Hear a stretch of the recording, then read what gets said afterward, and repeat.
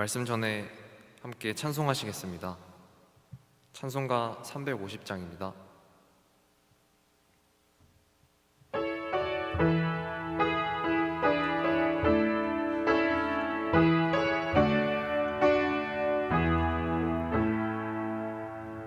나의 죄를 정케 하사 주의 일꾼 삼으신 구세주의 넓은 사랑 항상 찬송합니다.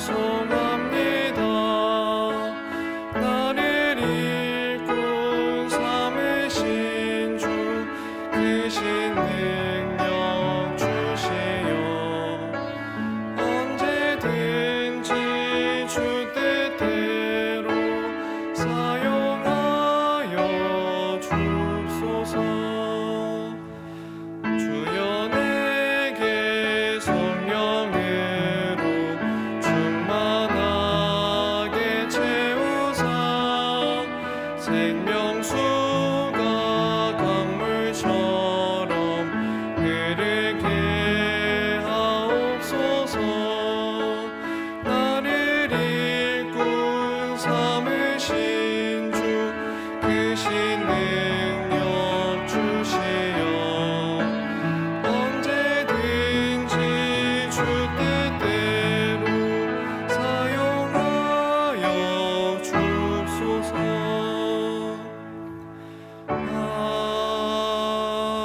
아멘.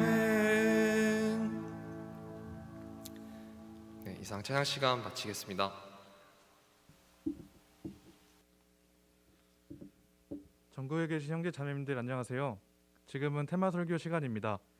이번 33기 사무엘학교는 총 5개의 주제로 테마 설교가 진행되고 있는데요.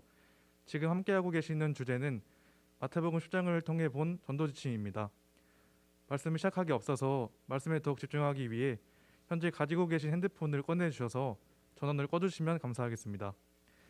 오늘 말씀을 대언해 주실 강사님은 서울중앙교회에서 심우하고 계시는 송정훈 목사님이십니다. 그럼 목사님 기도로 말씀 시작하도록 하겠습니다. 같이 기도하시겠습니다. 자비하신 아버지 하나님 감사를 드립니다. 무엇보다 저 영혼을 주님의 보혈로 구원해 주시고 주님의 또한 몸된 교회 가운데 교제할 수 있도록 도와주신 감사드립니다.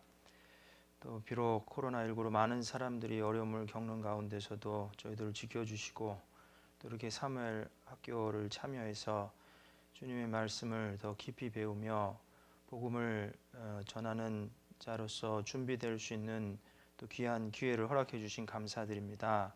주 성령께서 더욱 도와주시고 주님의 복음의 도구로 또 복음의 빚진 자로 마땅히 어떻게 이 복음을 잘 전해야 할지 또 준비될 수 있는 귀한 시간이 될 수 있도록 주 성령께서 인도하시고 도와주시옵소서. 마치는 시간까지 함께 해 주시기를 간절히 기도드리며 우리 주 예수님의 이름으로 감사하며 기도드렸습니다. 아멘. 마태복음 10장 보겠습니다.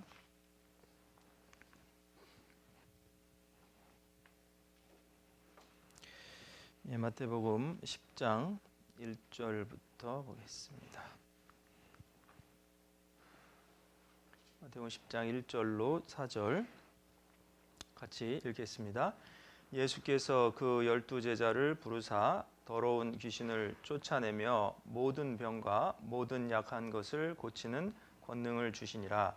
12사도의 이름은 이러하니 베드로라 하는 시몬을 비롯하여 그의 형제 안드레와 세베대의 아들 야고보와 그의 형제 요한, 빌립과 바돌로메, 도마와 세리 마테, 알페오의 아들 야고보와 다데오, 가나안인 시몬과 및 가룟 유다 곧 예수를 판 자니라. 자라. 됐습니다.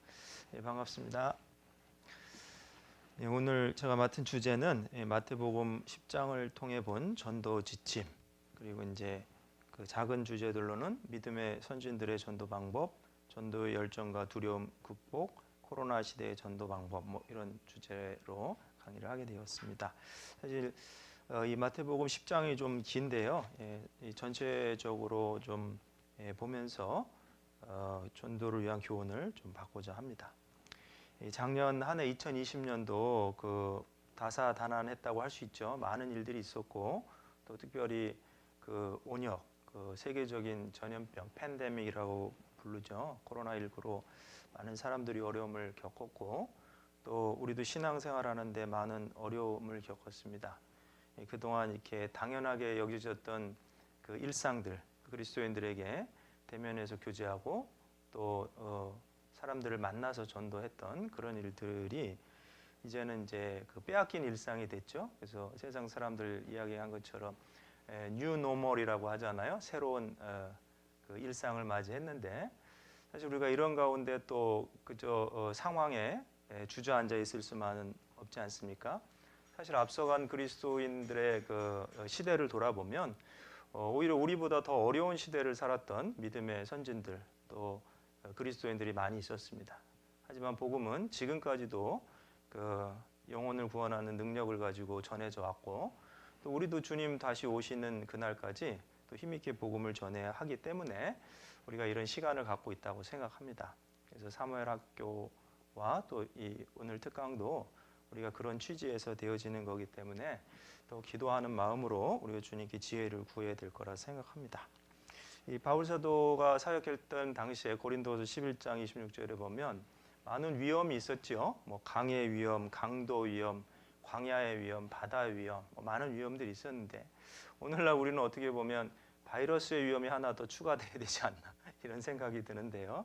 하지만 어떤 위험에도 불구하고 복음은 반드시 전해야 하는 생명의 말씀이기 때문에 우리가 교훈을 얻어야겠다 생각합니다. 우선은 지금 방금 읽은 1절부터 4절까지가 12사도를 임명하고 파송하는 내용에 관한 건데요. 그 문맥을 좀 우리가 이해할 필요가 있죠. 그 전문맥에 해당하는 말씀이 그 마태복음 9장 35절로 38절까지인데요. 한번 읽어보겠습니다.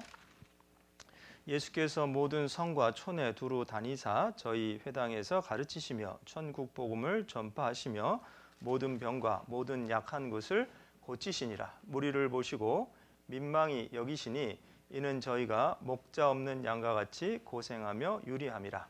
이에 제자들에게 이르시되 추수할 것은 많되 일꾼은 적으니 그러므로 추수하는 주인에게 청하여 추수할 일꾼들을 보내어 주소서 하라 하시니라. 예수님이 천국 복음을 전파하시고 각종 병자들을 치유하는 사역을 하시면서 무리를 보시고 민망히 여기셨다, 불쌍히 여기신 거죠. 그러고 이제 제자들에게 말씀하시기를 추수한 일꾼을 보내어 주소서 기도하라 이렇게 말씀하셨어요.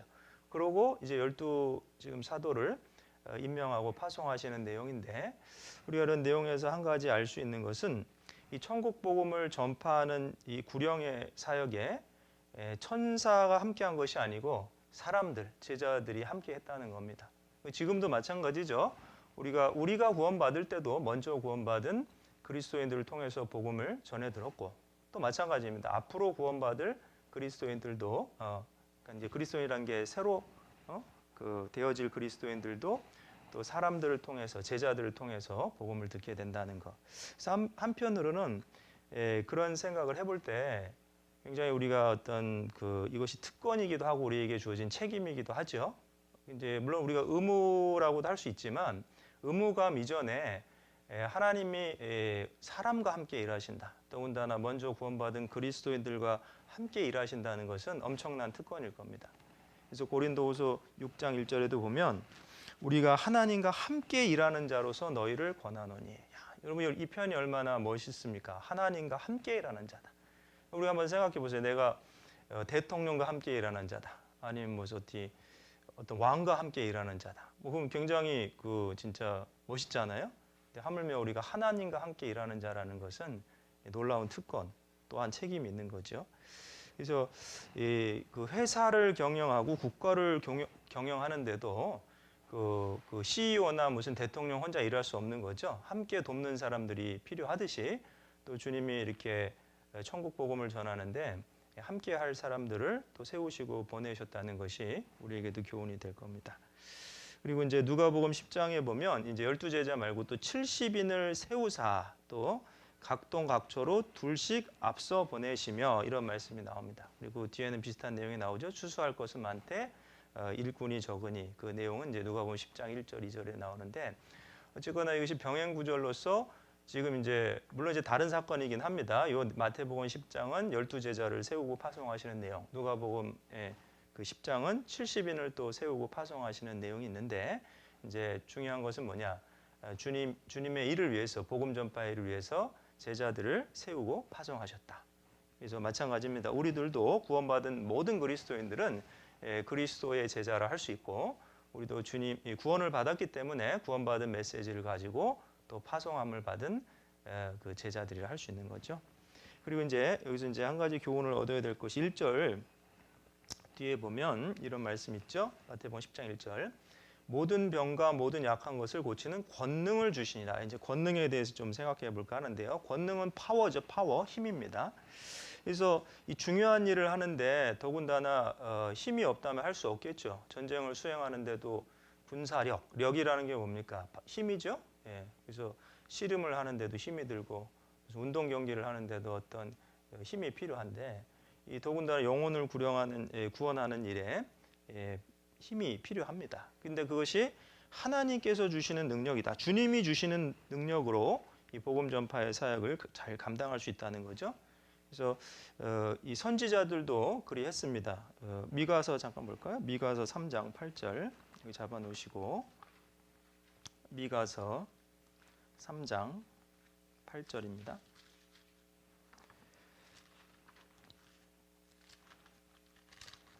미가서 3장 8절.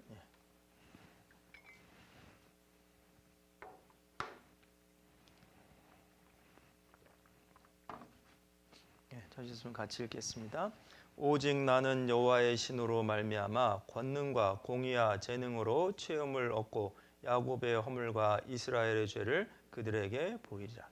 선지자들이 활동했던 당시에 영적으로는 굉장히 악했잖아요. 이스라엘 백성들이.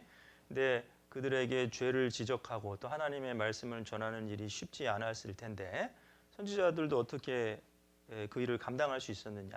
오직 나는 여호와의 신으로 말미암아 권능과 공의와 재능으로 체험을 얻고 야곱의 허물과 이스라엘의 죄를 그들에게 보이리라. 그래서 여호와의 신으로 권능을 얻어야 되는 거죠. 제자들도 마찬가지입니다. 그래서 예수님이 제자들을 파송하실 때 그 권능을 주시고 그 복음 사역을 감당하시게 하셨다는 겁니다. 예수님조차도 그러하셨죠. 사도행전 10장 38절에 보면 하나님이 나사렛 예수에게 성령과 능력을 기름 붓듯 하셨다. 저가 두루 다니며 착한 일을 행하시고 마귀에게 눌린 모든 자들을 고치셨으니 이는 하나님이 함께 하심이라. 그래서 예수님도 그 성령과 능력으로 행하신 겁니다. 그리고 우리가 알듯이 제자들과 바울 사도도 그렇죠. 그리고 이제 그 오순절에 성령이 오시는데 그때 이제 승천하시기 전에 말씀하셨잖아요. 예수님이 사도행전 1.8절에 보면 오직 성령이 너희에게 임하시면 너희가 권능을 받고, 그죠? 예루살렘과 유대와 사마리아 땅 끝까지 이르러 내 증인이 되리라. 그래서 그 증인의 사역을 잘 감당할 수 있는 것은 그 성령으로부터 권능을 받아야 되는 겁니다. 그렇죠? 그리고 바울 사도도 고린도전서 2장 4절에 보면 내 말과 내 전도함이 지혜에 권하는 말로 아니하고 다만 성령의 나타남과 능력으로 했다. 이렇게 말씀하고 계십니다. 그래서 우리가 이제 우선 한 가지 알아야 될 것은 이 영혼을 구원하는 일이 좀 세상적인 어떤 스킬, 기술이나 그런 테크닉과는 좀 다른 부분이 있습니다. 많이 다르죠, 사실은. 그것은 그 하나님의 권능을 가지고 해야 되는 일이고 또 할 수 있는 일이라는 겁니다. 그래서 그렇기 때문에 이제 성령의 충만을 받는 것이 중요하죠. 그래서 에베소 5장 18절에 보면 술 취하지 말라 이는 방탕한 것이니 오직 성령의 충만을 받으라. 그래서 우리가 이제 지금 말씀을 배우고 또 배우는 목적이 더 많은 영혼을 주님께 인도하기 위함이지만 중요한 것은 뭐냐? 우선 우리가 성령께 순종하고 또 성령의 충만함을 받아서 성령이 주시는 권능으로 그 일을 잘 감당할 수 있다는 겁니다. 그래서 그것은 어떤 시대든지, 뭐 코로나 시대든지, 비코로나 시대든지 마찬가지입니다. 그래서 아까도 말씀드렸지만 우리가 사는 시대보다 그 이전의 그리스도인들은 더 어려운 시대를 살아간 많은 그리스도인들이 있는데 어떻게 지금까지 복음이 전해져 올 수 있었느냐? 그것은 성령의 능력을 힘입고 그 일을 감당한 겁니다. 그래서 우리 시대는 어때요? 더욱 그러할 겁니다. 더 이렇게 강이나 바다 위험 플러스 바이러스 위험이 있는 시대에는 더욱더 우리가 더 많은 그 능력을 하나님께로부터 받아야 될 겁니다. 그래서 그거 잠깐 한번 살펴봤고요. 그래서 우선 이 마태복음 10장을 전체적으로 다 보면 시간이 너무 걸려서 이제 중요한 거 이제 교훈 받아야 될 것을 중심으로 보고 있습니다. 그다음 5절 보겠습니다. 5절 같이 읽겠습니다. 예수께서 이 12를 내어 보내시며 명하여 가라사대 이방인의 길로도 가지 말고 사마리아의 고을에도 들어가지 말고 6절입니다. 차라리 이스라엘 집에 잃어버린 양에게 가라. 그래서 이제 5절부터는 이제 본격적으로 사도들을 보내시는 내용이에요. 보내시고 그 복음 전파의 대상과 내용에 대해서 이제 말씀하고 계시는 내용입니다. 그래서 우선은 여기 이제 내어 보내시며라는 표현이 있죠. 5절에 이제 내어 보낸다가 이제 바로 사도란 뜻이죠. 사도란 뜻이 보내심을 받은 자. 그래서 아포스톨로스라고 해서 보내심을 받은 거예요. 보내심을 받았다는 건 어때요? 보낸 사람이 있고 보내심을 받은 사람이 있죠. 그래서 마치 그 한 나라의 대사 있잖아요. 대사, 엠버서더. 그래서 주한 미 대사 그러면 한국에 있는 그 미국 대사가 와 있죠.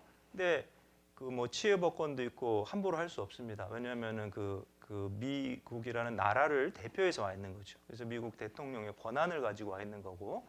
그래서 그리스도인은 어떠합니까? 전권 대사죠. 그래서 왕의 대사고 구세주의 대사인 겁니다. 우리는 왕과 구세주이신 그리스도를 증거하고 그리스도의 말씀을 전달하기 위해 세움을 받은 사람들.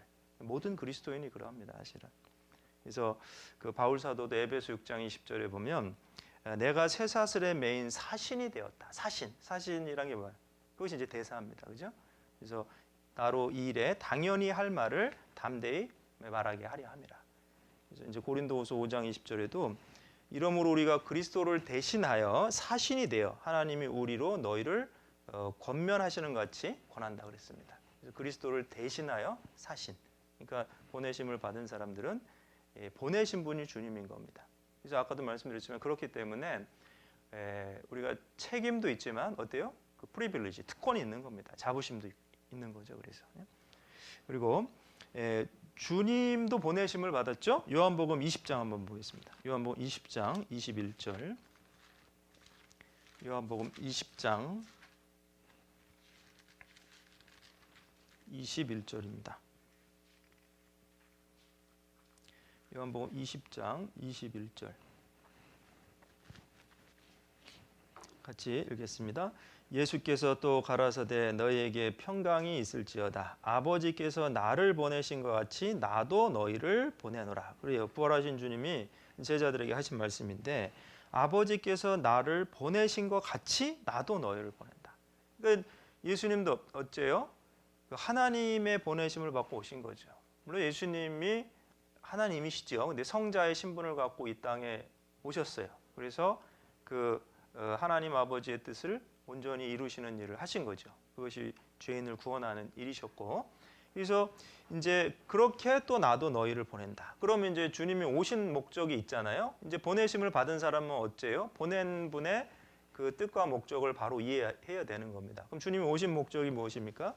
요한복음 10장 10절에 보면 도적이 오는 것은 도적질하고 죽이고 멸망시키려는 것뿐이요. 내가 온 것은 양으로 생명을 얻게 하고 더 풍성히 얻게 하려 합니다. 이제 거기도 순서가 있습니다. 우선 어때요? 생명을 얻어야 더 풍성한 생명이 뭔지 아는 거죠. 생명이 아예 없는데 풍성한 생명에 대해서 가르친다고 이해가 되겠습니까? 마치 오늘날에 어떤 구원받지 않은 기독교인이 구원을 안 받았는데 신앙생활 어떻게 해야 된다고 가르치는 것이 무슨 의미가 있겠어요?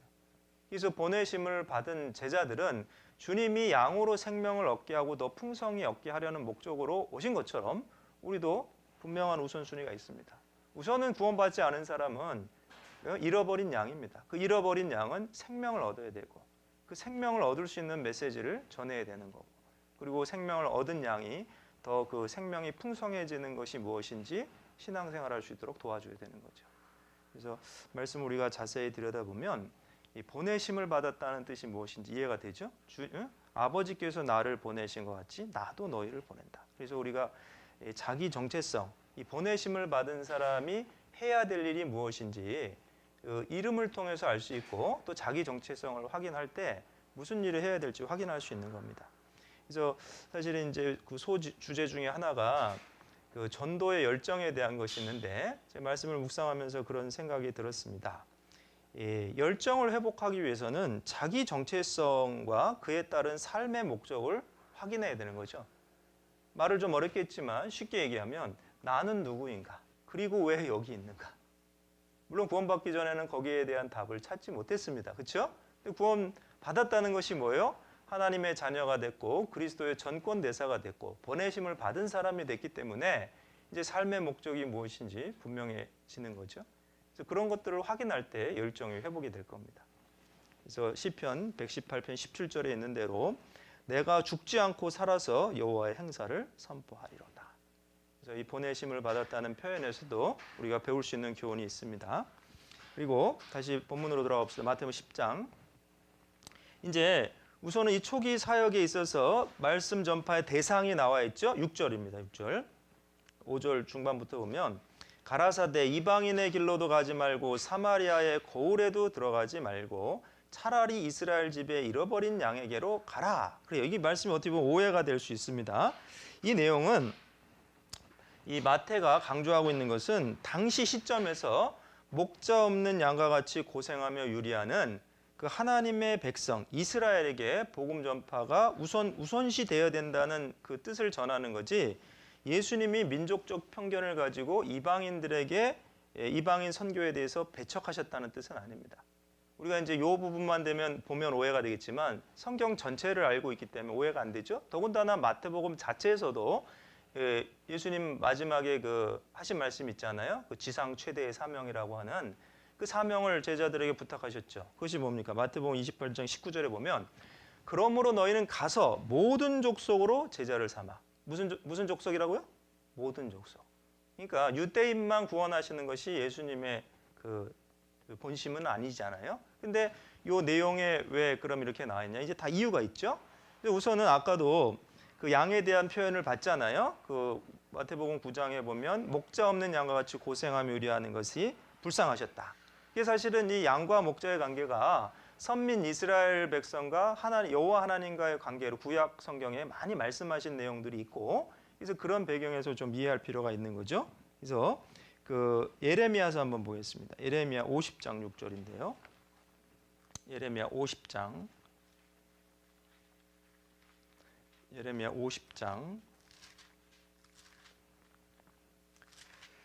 6절 같이 읽겠습니다. 내 백성은 잃어버린 양떼로다. 그 목자들이 그들을 곁길로 가게 하여 산으로 돌이키게 하였으므로 그들이 산에서 작은 산으로 돌아다니며 쉴 곳을 잊었도다. 그러니까 내 백성이 잃어버린 양떼. 그래서 아까 마태복음 9장에도 목자 없는 양과 같이 고생하며 유리한다. 이제 예수님이 이제 이런 구약의 말씀들이 생각이 나신 거죠. 그래서 이제 잃어버린 양을 찾으시길 원하는 거죠. 에스겔서도 한번 볼까요? 에스겔서 34장 11절입니다. 에스겔서 34장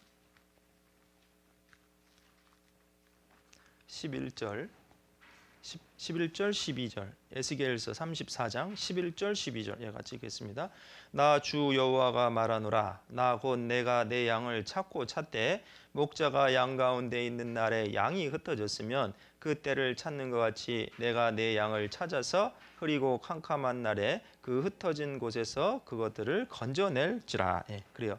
그래서 우선은 이스라엘 집에 잃어버린 양에게 먼저 가라고 하신 이유는 뭐냐? 우선 두 가지로 생각해 볼 수 있는데, 한 가지는 복음의 효과적인 전파를 위해서죠. 여러분 한번 생각해 보십시오. 12제자면 적은 숫자죠. 전쟁을 한다고 생각하면 적은 병사로 짧은 시간 안에 성공적인 작전을 해야 되는데, 그러면 어째요? 우선은 이스라엘 민족은 어떻습니까? 약속 있죠. 그죠? 그래서 에베소서에도 그 말씀이 있잖아요. 외인들에 대해서 얘기할 때, 이방인들이 구원받았을 때 에베소 2장 12절에 보면 너희는 이스라엘 나라의 밖의 사람이다. 약속에 있어서는 외인이요. 세상에 있어서는 소망도 없고 하나님도 없다. 그럼 이스라엘 나라 밖 말고 이스라엘 나라 안에 있는 사람은 어때요? 약속이 있고 하나님도 알고 그 다음에 천국의 소망이 무엇인지도 어느 정도는 아는 겁니다. 왜? 구약이 있기 때문에.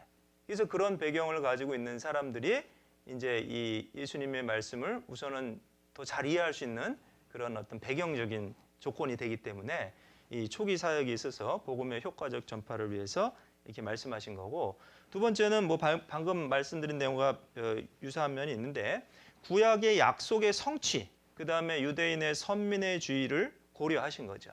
그래서 이 유대인들은 선민이었고 오실 메시아를 고대했잖아요. 근데 그 사실 언약대로 예수님이 오신 거죠.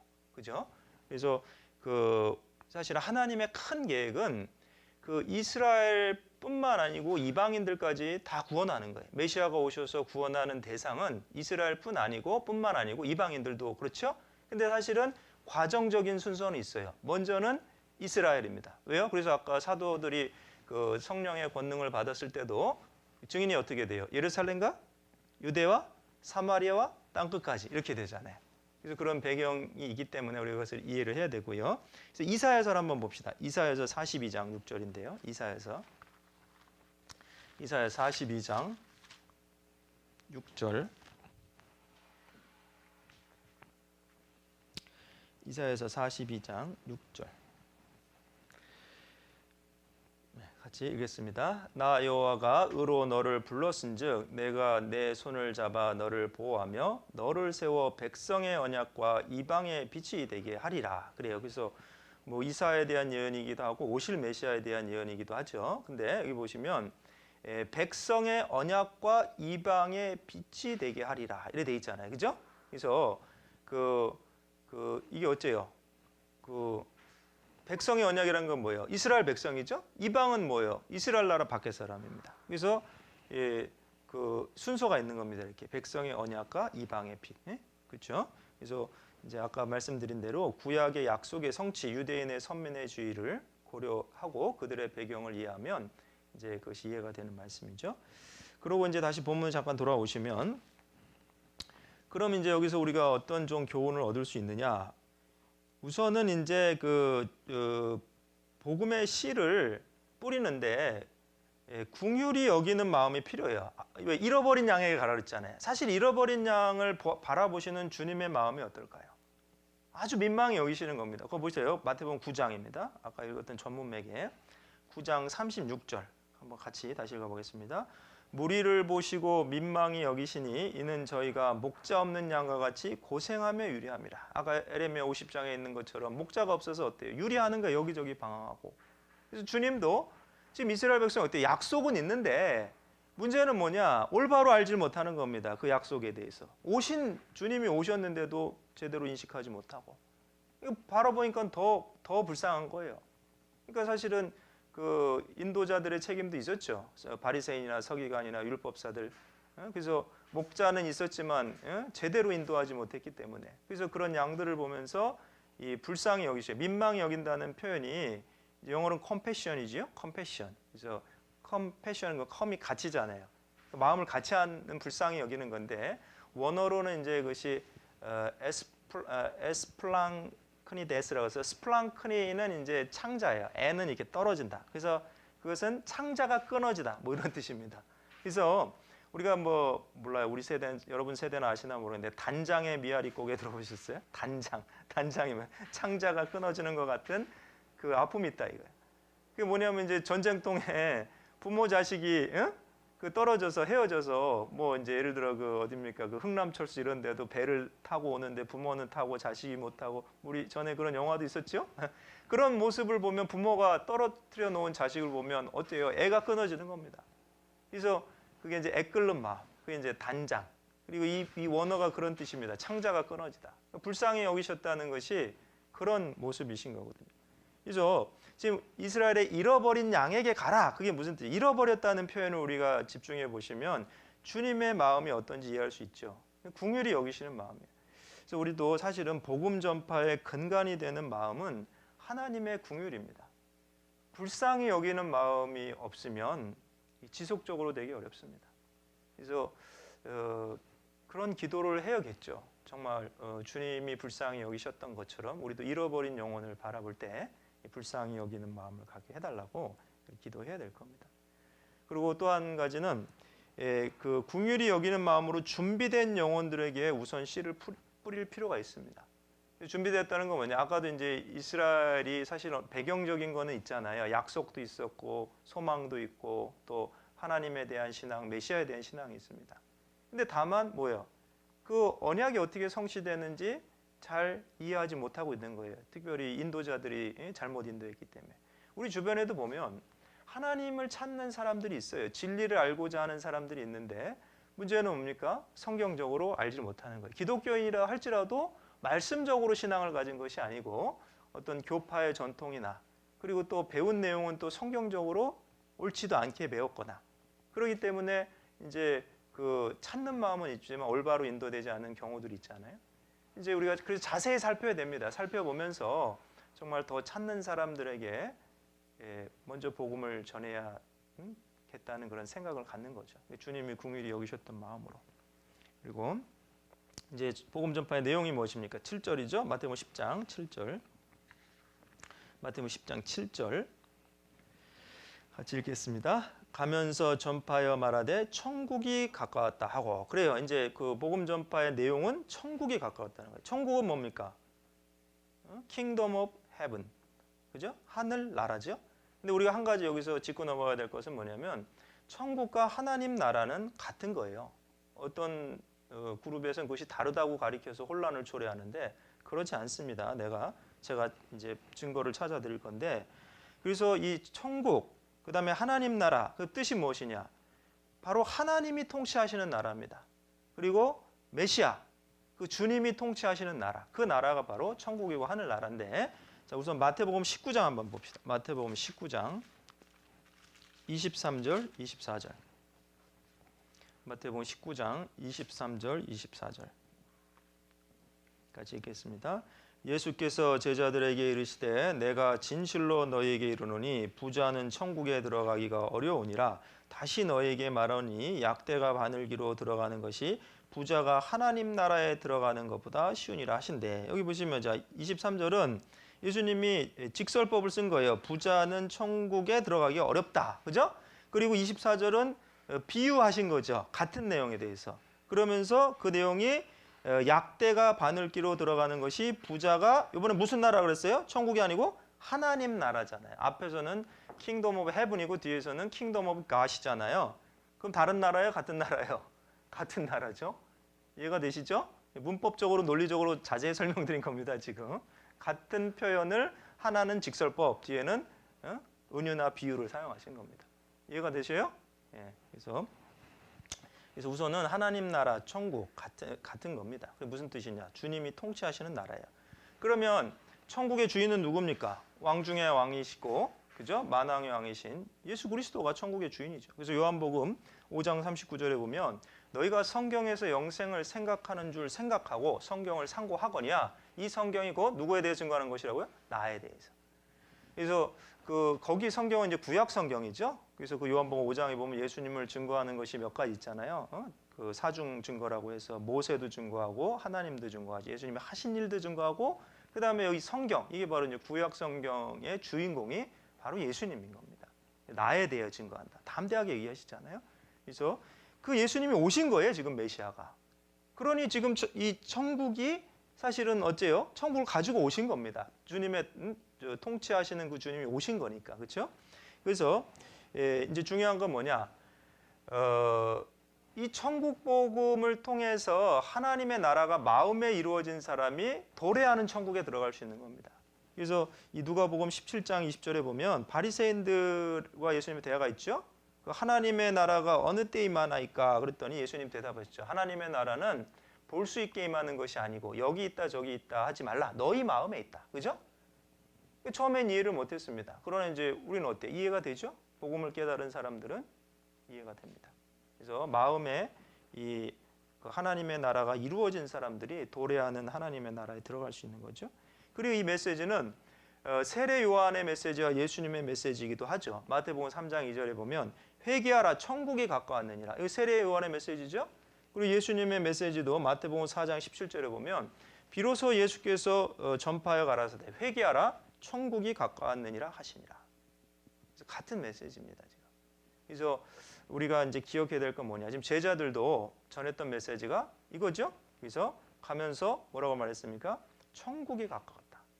그래서 우리가 알아야 될 것은 이 천국이 가까웠다는 것은 또한 반대로 생각하면 심판이 가까운 거예요. 여러분 그렇죠? 왜냐? 주님이 다시 도래하시면 이제 우리가 아는 대로 그 성경의 그 역사적인 흐름이 다 지나고 주님이 그 공중 재림, 지상 재림 다 지나면 어때요? 천년왕국이 이루어지고 그 다음에 이제 영원한 천국이 펼쳐지는데, 근데 어쩌습니까? 그 심판대 앞에서 그 주님이 다시 오심은 구원받은 사람들에게는 축복이지만 구원받지 않은 사람들에게는 심판이잖아요. 천국이 가까웠다는 것은 심판이 가까웠다는 역설적으로 또 그런 뜻인 겁니다. 그래서 마태복음 25장 46절에 보면 저희는 영벌에 의인들은 영생에 들어가리라. 그래서 그 역사의 종말에는 이제 더 이상의 기회도 없는 거예요. 두 가지 분명한 운명으로 갈라지는 거죠. 그래서 생명의 부활이 있고 심판의 부활이 있고. 그래서 이 우리가 주의 길을 예비했던 세례 요한이나 주님 자신이 전했던 메시지가, 또 제자들이 전했던 메시지가 천국이 가까웠다. 그 얘기는 또 심판이 가까웠다. 그래서 우리가 잘 아는 내용이 마태복음 20장 14절에 보면 이 천국 복음이 모든 민족에게 증거되기 위하여 온 세상에 전파되리니 그제야 끝이 오리라. 거기 천국 복음을 얘기하시면서 끝에 대한 얘기를 하신 거예요. 그러니까 우리가 전해야 될 메시지도요, 이 심판이 있다는 걸 얘기를 해야 됩니다. 이건 동전의 양면과 같은 거예요. 근데 마치 잘못된 건 뭐냐? 윌리엄 부드도 그런 얘기를 했죠. 21세기의 기독교 가운데 잘못된 메시지가 전해질 거다. 그것 중에 하나가 뭐라고요? 지옥이 없는 천국, 거듭남이 없는 구원. 잘못된 메시지가 전해질 거라고 그랬잖아요. 사람들은 귀에 듣기 좋은 메시지만 들으려고 합니다. 사실은 그렇게 복음을 전했다가는 복음이 되지 않죠. 복음은 무엇입니까? 복음은 죄인에게 임하는 하나님의 은혜예요. 자기가 죄인인 줄 알아야 되고 지옥 갈 운명이라는 걸 알아야지 복음이 역사하는 거예요, 마음에. 근데 그 심판은 빼놓고 복음만 얘기한다면 뭐 제대로 역사하지 않겠죠. 그래서 성경적인 메시지가 그리합니다. 히브리서 9장 27절에 한 번 죽는 것은 사람에게 정하신 것이요 그 후에는 심판이 있으리라. 그래서 사람에도 때가 있잖아요. 전도 3장 1절에도 날 때가 있고 죽을 때가 있고, 그죠? 천하의 범사의 모든 것이 목적이 있고 기한이 있고 다 때가 있는데 이 세상의 역사도 그렇죠. 사도행전 17장 26절에 보면 그 연대를 정하셨다 그랬어요. 역사가 마냥 가는 게 아닙니다. 끝이 있어요. 그리고 만물의 마지막이 점점 가까워오고 있잖아요. 베드로전서 4장 7절에 보면 만물의 마지막이 가까웠다. 만물의 마지막이 있어요. 여러분 1900년 전에 서신서에 그렇게 말씀하고 계시는데 지금 우리 시대는 얼마나 더 가까웠겠습니까? 그리고 우리는 주님의 재림의 징조가 하나씩 이루어지고 뭐 거의 다 이루어진 시대에 살아가고 있지 않습니까? 그래서 예수님이 전했던 핵심적인 메시지가 공생의 당시에도 그랬습니다. 마가복음 1장 15절에 보면 때가 찼고 하나님의 나라가 가까웠으니 어떻게 하라고요? 회개하고 복음을 믿으라. 그러니까 우리가 전해야 될 메시지, 제자들이 전해야 될 메시지도 같은 겁니다. 그리고 다시 본문으로 보겠습니다. 마태복음 10장 8절입니다. 8절. 10장 8절. 네, 같이 읽겠습니다. 병든 자를 고치며 죽은 자를 살리며 문둥이를 깨끗하게 하며 귀신을 쫓아내되 너희가 거저 받았으니 거저 주어라. 여기 이제 거저 받았으니 거저 주어라라는 부분을 좀 생각해 보려 하는데요. 이 거저 받았다는 말은 도레안이라고 해서 아무 대가도 치르지 않고 받은 선물이란 뜻입니다. 사실 우리가 얻은 구원도 그렇죠. 우리 중에 어느 누구도 일을 해서 구원을 받았다든지 혹은 대가를 지불하고 구원을 받은 사람은 없을 겁니다. 구원은 선물이죠. 에베소 2장 8절로 9절에 너희가 그 은혜를 인하여 믿음으로 말미암아 구원을 얻었나니 이것이 너희에게서 난 것이 아니요 뭐라고요? 하나님의 선물이라. 행위에서 난 것이 아니 이는 그 누구든지 자랑치 못하게 함이니라. 이 선물입니다. 선물의 뜻이 무엇입니까? 값은 주는 사람이 다 치른 겁니다. 이게 어려운 내용이 아니죠. 뭡니까? 그 아버지가 생일 선물 뭘 사주셨어요. 뭐라고 해야 될까요? 아무튼 뭐 시계를 하나 사주셨는데 절반 값은 내가 냈으니 나머지 절반은 네가 아르바이트해서 돈 벌어서 내라 그러면 그게 선물이 되겠습니까? 선물은 주는 사람이 값을 다 치르는 겁니다. 그래서 우리도 은혜로 구원을 받았죠. 은혜의 선물이죠. 그래서 하나님 편에서 그 죄인을 구속하시는 일을 다 하시고 다만 우리는 그 사실을 믿음으로 받아들인 겁니다. 그렇죠? 그래서 이 은혜로 받은 구원이라는 것을 자꾸 상기해야 돼요. 왜 이게 복음 전파하는데 주저가 되냐?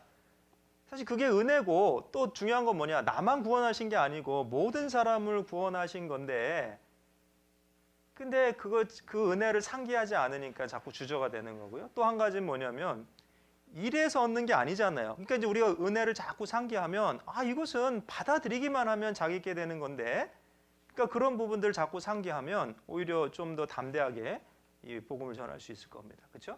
만약에 뭔가 특별한 일을 해서 얻는 거라면 좀 주저가 더 되겠죠. 이 사람이 그런 일을 할 수 있는 능력이 될까? 뭐 이런 생각이 들 겁니다. 근데 그렇지 않잖아요. 이 그 복음으로 구원을 받는 것이 하나님의 선물을 믿음으로 받아들이는 거기 때문에. 그래서 이게 은혜라고 하는 게 뭡니까? 로마서 11장 6절에 보면 만일 은혜로 된 것이면 행위로 말미암지 않음이니. 그렇죠? 아주 분명하죠? 그래서 그렇지 않으면 은혜가 은혜되지 못한다. 그러니까 조금이라도 행위가 들어가서 구원을 받았다면 그것은 은혜의 선물이 아닌 겁니다. 그래서 우리의 마음을 자꾸 강하게 하고 단단하게 하는 수단이 은혜예요. 또 히브리서 13장 9절에 보면 여러 가지 다른 교훈에 끌리지 말라. 마음은 은혜로서 굳게 함이 아름답고 식물로서 할 것이 아니다. 식물이라는 건 뭐예요? 그게 이제 세레모니얼 푸드라 그래서 이제 유대인 그 그리스도인들 가운데, 기독교인들 가운데 유대의 배경을 가진 그 그리스도인들이 다툼이 있었잖아요. 뭔 먹어야 되고 뭔 먹지 말아야 되고. 그런 식물이나 제도로서 마음이 이렇게 굳세게 되는 게 아니다. 마음은 은혜로서 굳세지는 겁니다. 그래서 우리가 신앙생활 할 때도 우리가 지금 비록 전도에 대한 어떤 교훈을 받고 있지만 사실은 다른 부분이 다 마찬가지 연결된 겁니다. 말씀, 기도, 교제, 전도 이게 연결된 건데, 전도할 수 있는 어떤 마음과 힘도 내 마음이 은혜로서 자꾸 단단해지고 풍성해지고 이래야지 생기는 거죠. 뭐 의무감만 딱 갖고 있어서 전도해야지 이런다고 되어지는 게 아니죠. 그래서 이 말씀에서도 거저 받았으니 거저 주어라 하시는 이 말씀에서도 우리가 구원의 선물을 거저 받았구나. 그래서 다른 사람들도 거저 받을 수 있는 거예요. 잘 전해주기만 하면. 그렇죠?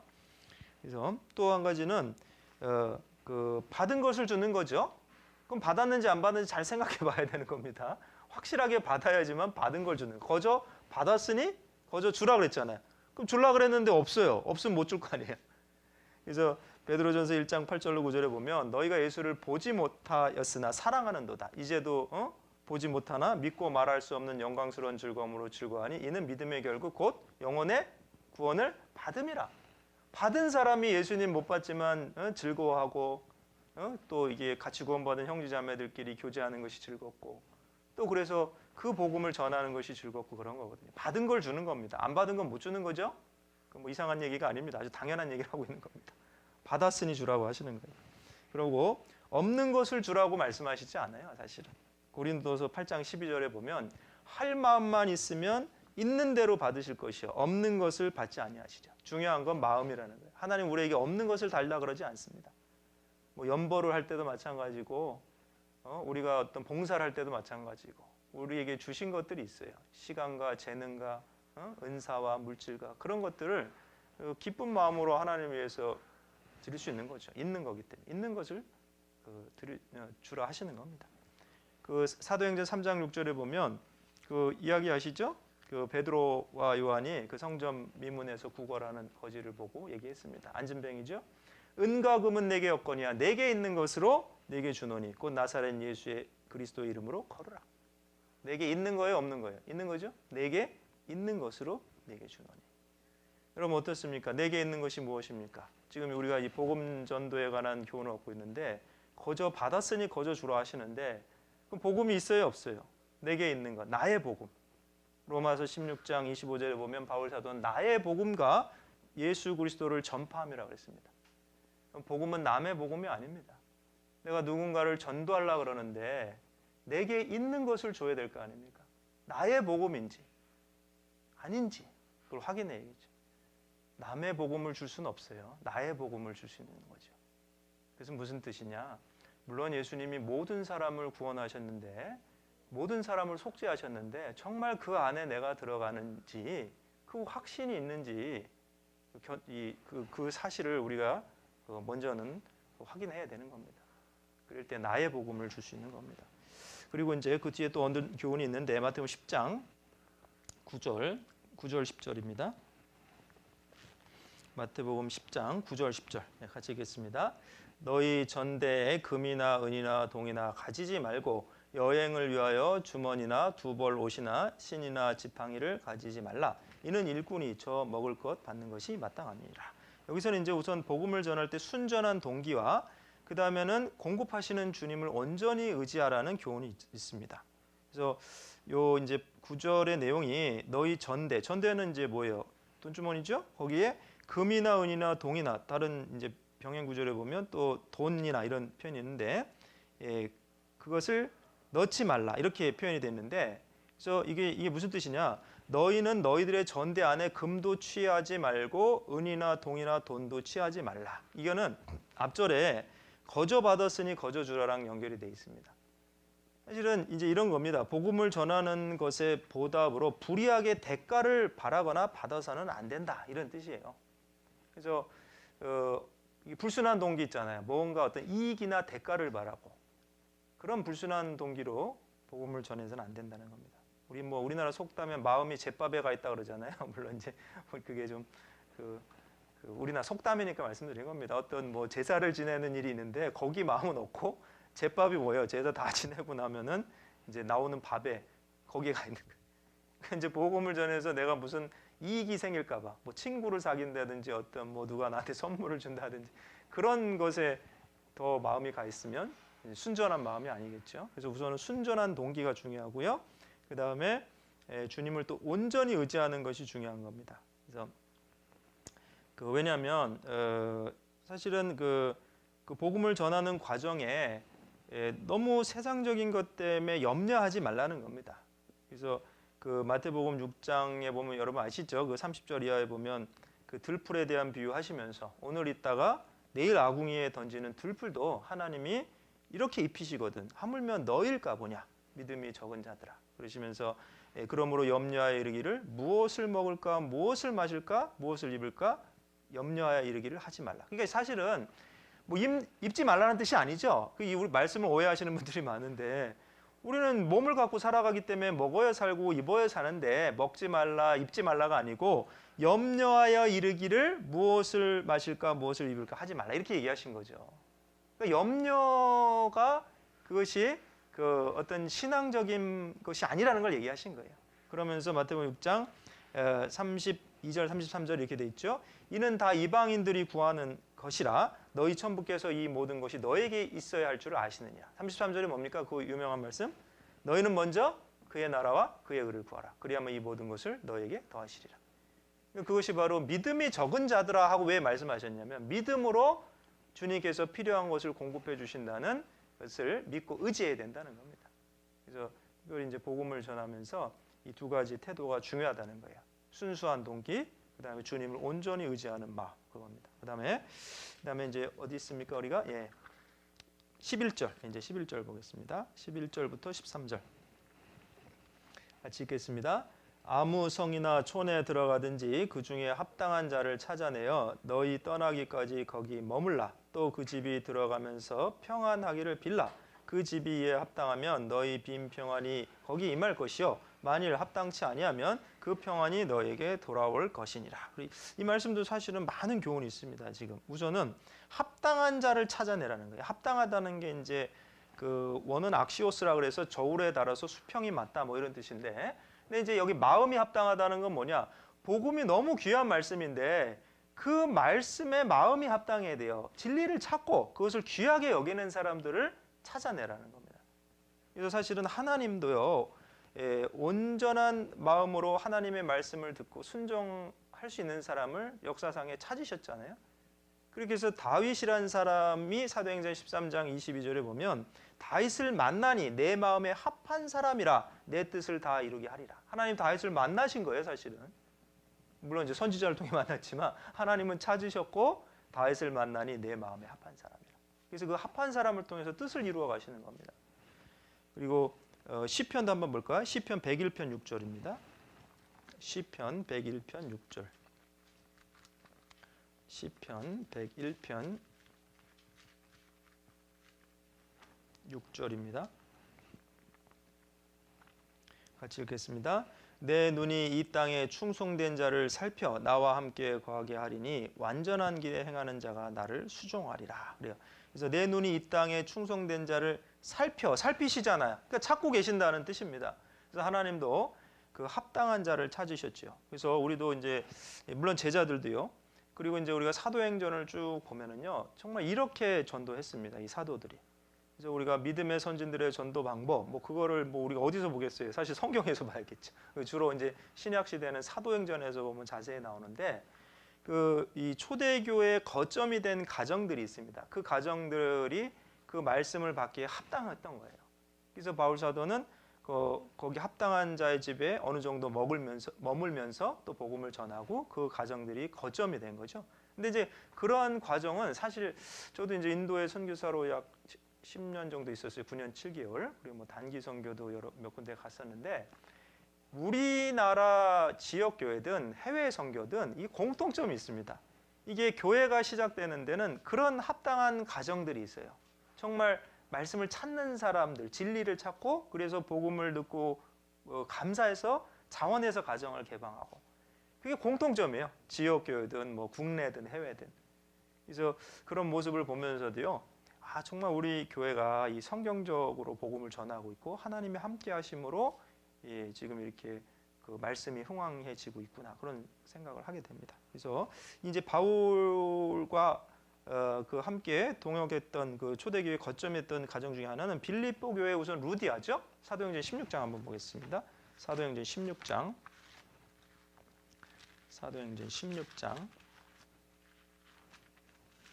13절. 네.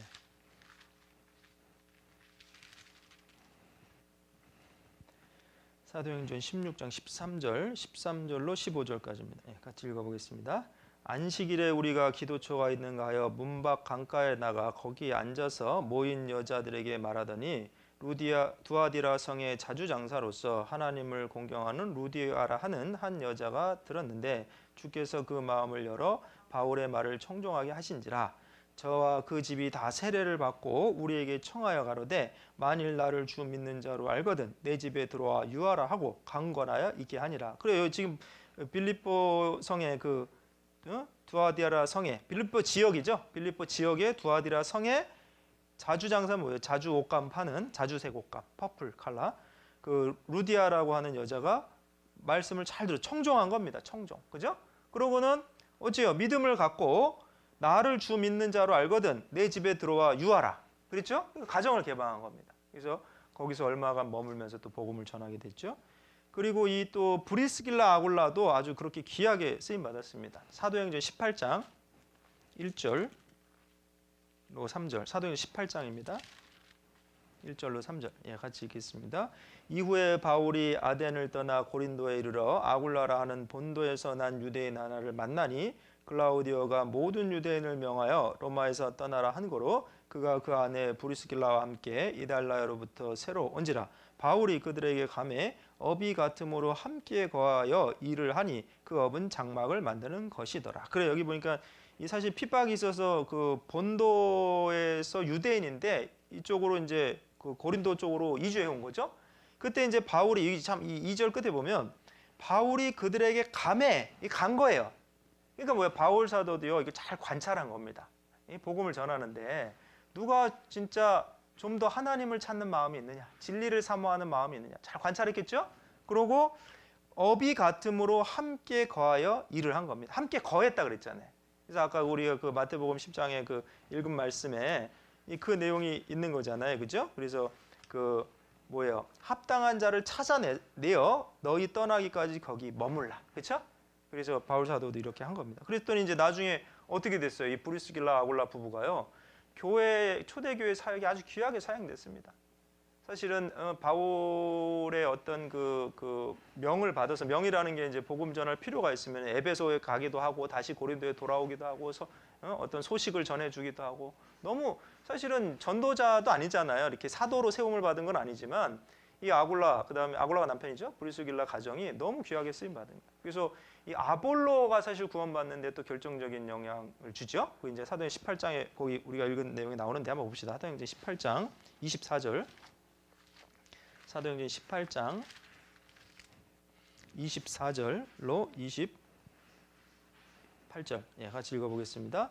알렉산드리아에서 난 아볼로라 하는 유대인이 에베소에 이르니 이 사람은 학문이 많고 성경에 능한 자라. 그가 일찍 주의 도를 배워 열심으로 예수에 관한 것을 자세히 말하며 가르치나 요한의 세례만 알 따름이라. 그가 회당에서 담대히 말하기를 시작하거늘 브리스길라와 아글라가 듣고 데려다가 하나님의 도를 더 자세히 풀어 이르더라. 아볼로가 아가야로 건너가고자 하니 형제들이 저를 장려하며 제자들에게 편지하여 영접하라 하였더니 저가 감의 은혜로 말미암아 믿는 자들의 많은 유익을 주니 이는 성경으로서 예수는 그리스도라 증거하여 공중 앞에서 유력하게 유대인의 말을 이김일러라. 이 아볼로, 바울과 아볼로, 여러분 아볼로가요 사실은 초대교회 당시에 굉장히 유능한 그 설교자, 또 프리처, 복음 전도자였습니다. 근데 그 아볼로가 결정적으로 그 예수 그리스도에 대한 진리를 깨닫는 누가 도와줬냐? 지금 브리스길라 아굴라라니까요. 에베소에 이르렀죠. 아까 이제 고린도에서 만났습니다. 근데 에베소까지 또 간 거예요. 바울의 그 사역과 함께 동역한 겁니다, 지금. 그래서 거기서 누굴 만났냐? 아볼로를 만났는데 이 25절에 보니까 그가 일찍 주의 도를 배워 열심으로 예수에 관한 것을 자세히 말하여 가르치나 요한의 세례만 알 따릅니다. 여러분 보십시오. 오늘날 얘기하면 열심 있는 기독교인입니다. 어릴 때부터 교회 다니고 쉽게 얘기하면. 근데 뭐만 몰라요? 아무튼 제 간증이 생각날라 그래서 제가 그랬는데 교회 다닌 지 13년 만에 이제 구원을 받았는데요. 다 아는데 영원한 속죄 완전한 구원만 모르는 거예요. 예수님이 하신 그 완전한 구원 영원한 속죄. 그 지금 아볼로가 비슷한 겁니다. 지금 요한의 예수를 전했어요. 근데 요한의 세례만 알 뿐이라. 그래서 이 26절에 보니까 그가 회당에서 담대히 말하기 시작하거늘 그래서 또 얼마나 담대히 말해요. 예? 이게 자기는 나름대로 전도자예요 지금. 그죠? 나름대로. 근데 브리스길라와 아굴라가 듣고 데려다가 하나님의 도를 자세히 풀어 가르친 겁니다. 그러니까 브리스길라 아굴라가 살펴봤더니 야 말을 잘하긴 하는데 뭔가 핵심이 빠졌네. 안고 없는 찐빵 같은 거죠. 예? 그래서 데려다가 가르친 거죠. 그랬더니 나중에 어떻게 되죠? 정말 교회에 큰 유익이 됐습니다.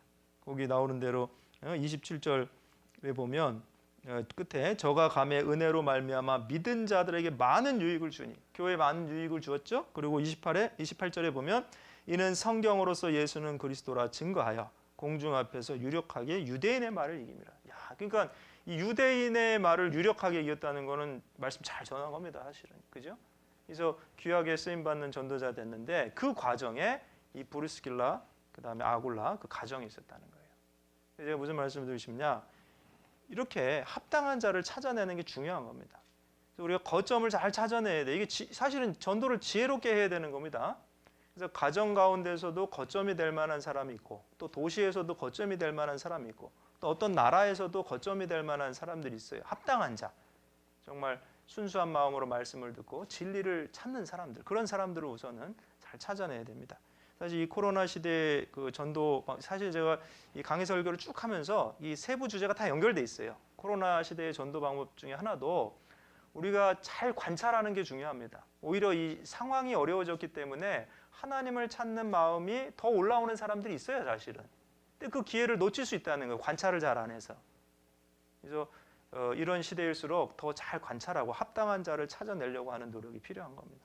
마태복음 다시 돌아가 보겠습니다. 마태복음 10장.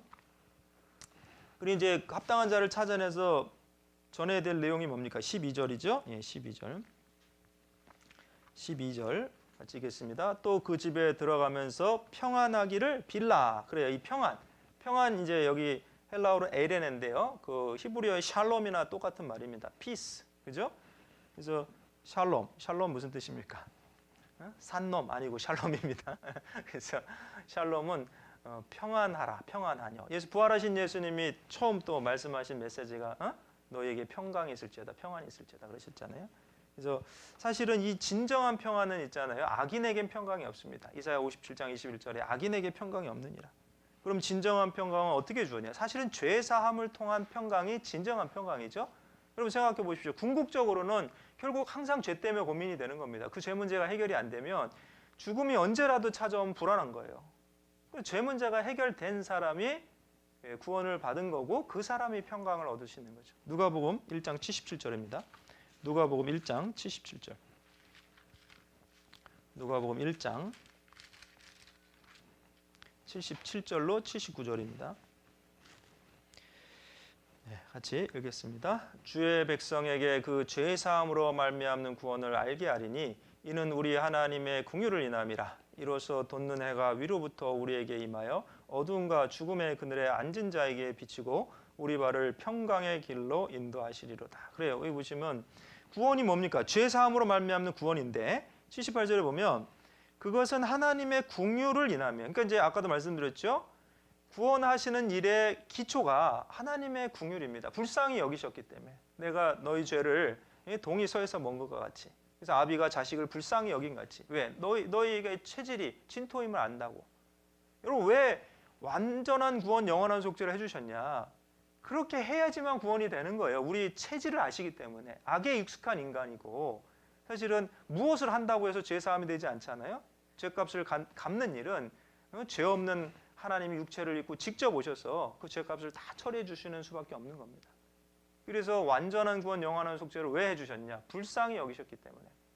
그래서 그 하나님의 긍휼을 인함인데 이로써 돋는 해가 예수님을 상징하는 거죠. 은혜는 위에서부터 오는 겁니다. 태양이 위에서부터 비추듯이. 그래서 79절에 어둠과 죽음의 그늘에 앉은 자에게 비추시고, 그게 누굽니까? 바로 죄인이고 우리들 자신이죠. 그 전에 구원받기 전에 진정한 평강이 무엇인지 모르고 살았습니다. 근데 언제 어디로 인도하셨어요? 이제 79절 중간 이하에 보니까 우리 발을 평강의 길로 인도하시리라. 그죠? 그래요. 결국 이 평강은 무엇과 연관되는 겁니까? 죄사함으로 말미암는 구원. 그것이 진정한 평강과 연관이 되는 거예요. 그래서 제자들이 전했던 메시지도 그렇고 우리가 전해야 될 메시지도 그렇고 평안의 복음, 그 은혜의 복음, 평안의 복음을 전해야 되는 겁니다. 그래서 사실은 그래서 예수님이요 십자가의 피로 화평을 이루셨잖아요. 골로새서 1장 20절에 있는 대로. 그리고 우리는 어떻게 이제 그 화평을 누립니까? 로마서 5장 1절에 보면 믿음으로 의롭다 하심을 얻었은즉 예수 그리스도로 말미암아 하나님으로 더불어 화평을 누리자. 믿음으로 의롭다 하심을 받은 자가 또 화평을 누리면서 살아갈 수 있는 겁니다. 그래서 그 다음에 이제 13절 봐야죠. 마태복음 10장 13절 같이 읽겠습니다. 그 집이 이에 합당하면 너희 빈 평안이 거기 임할 것이요 만일 합당치 아니하면 그 평안이 너희에게 돌아올 것이다. 자, 이것도요 참 은혜가 됐습니다.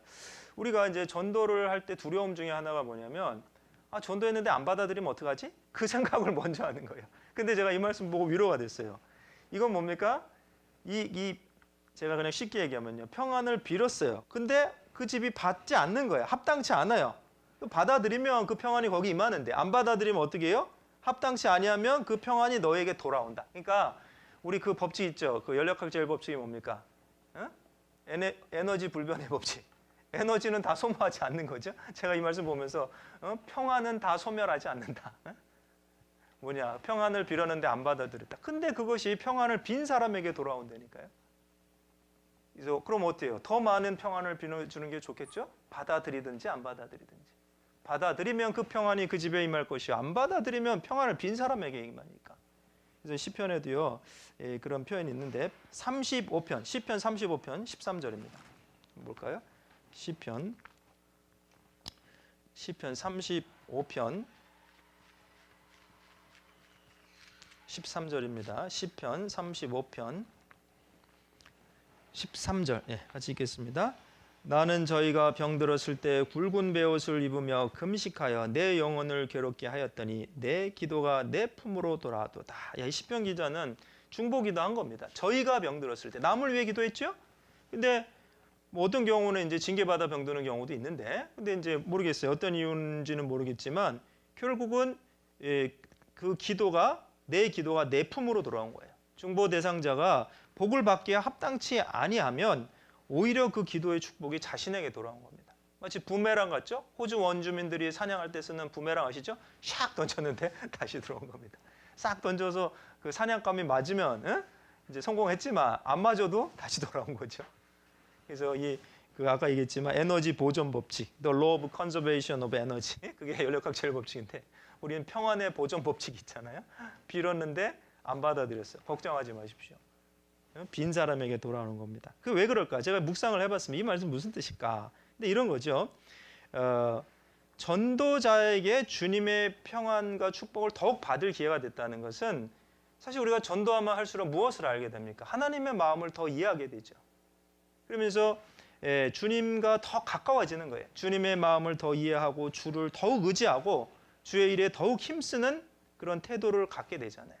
그래서 시편 73편 28절에 하나님께 가까이함이 내게 복이라.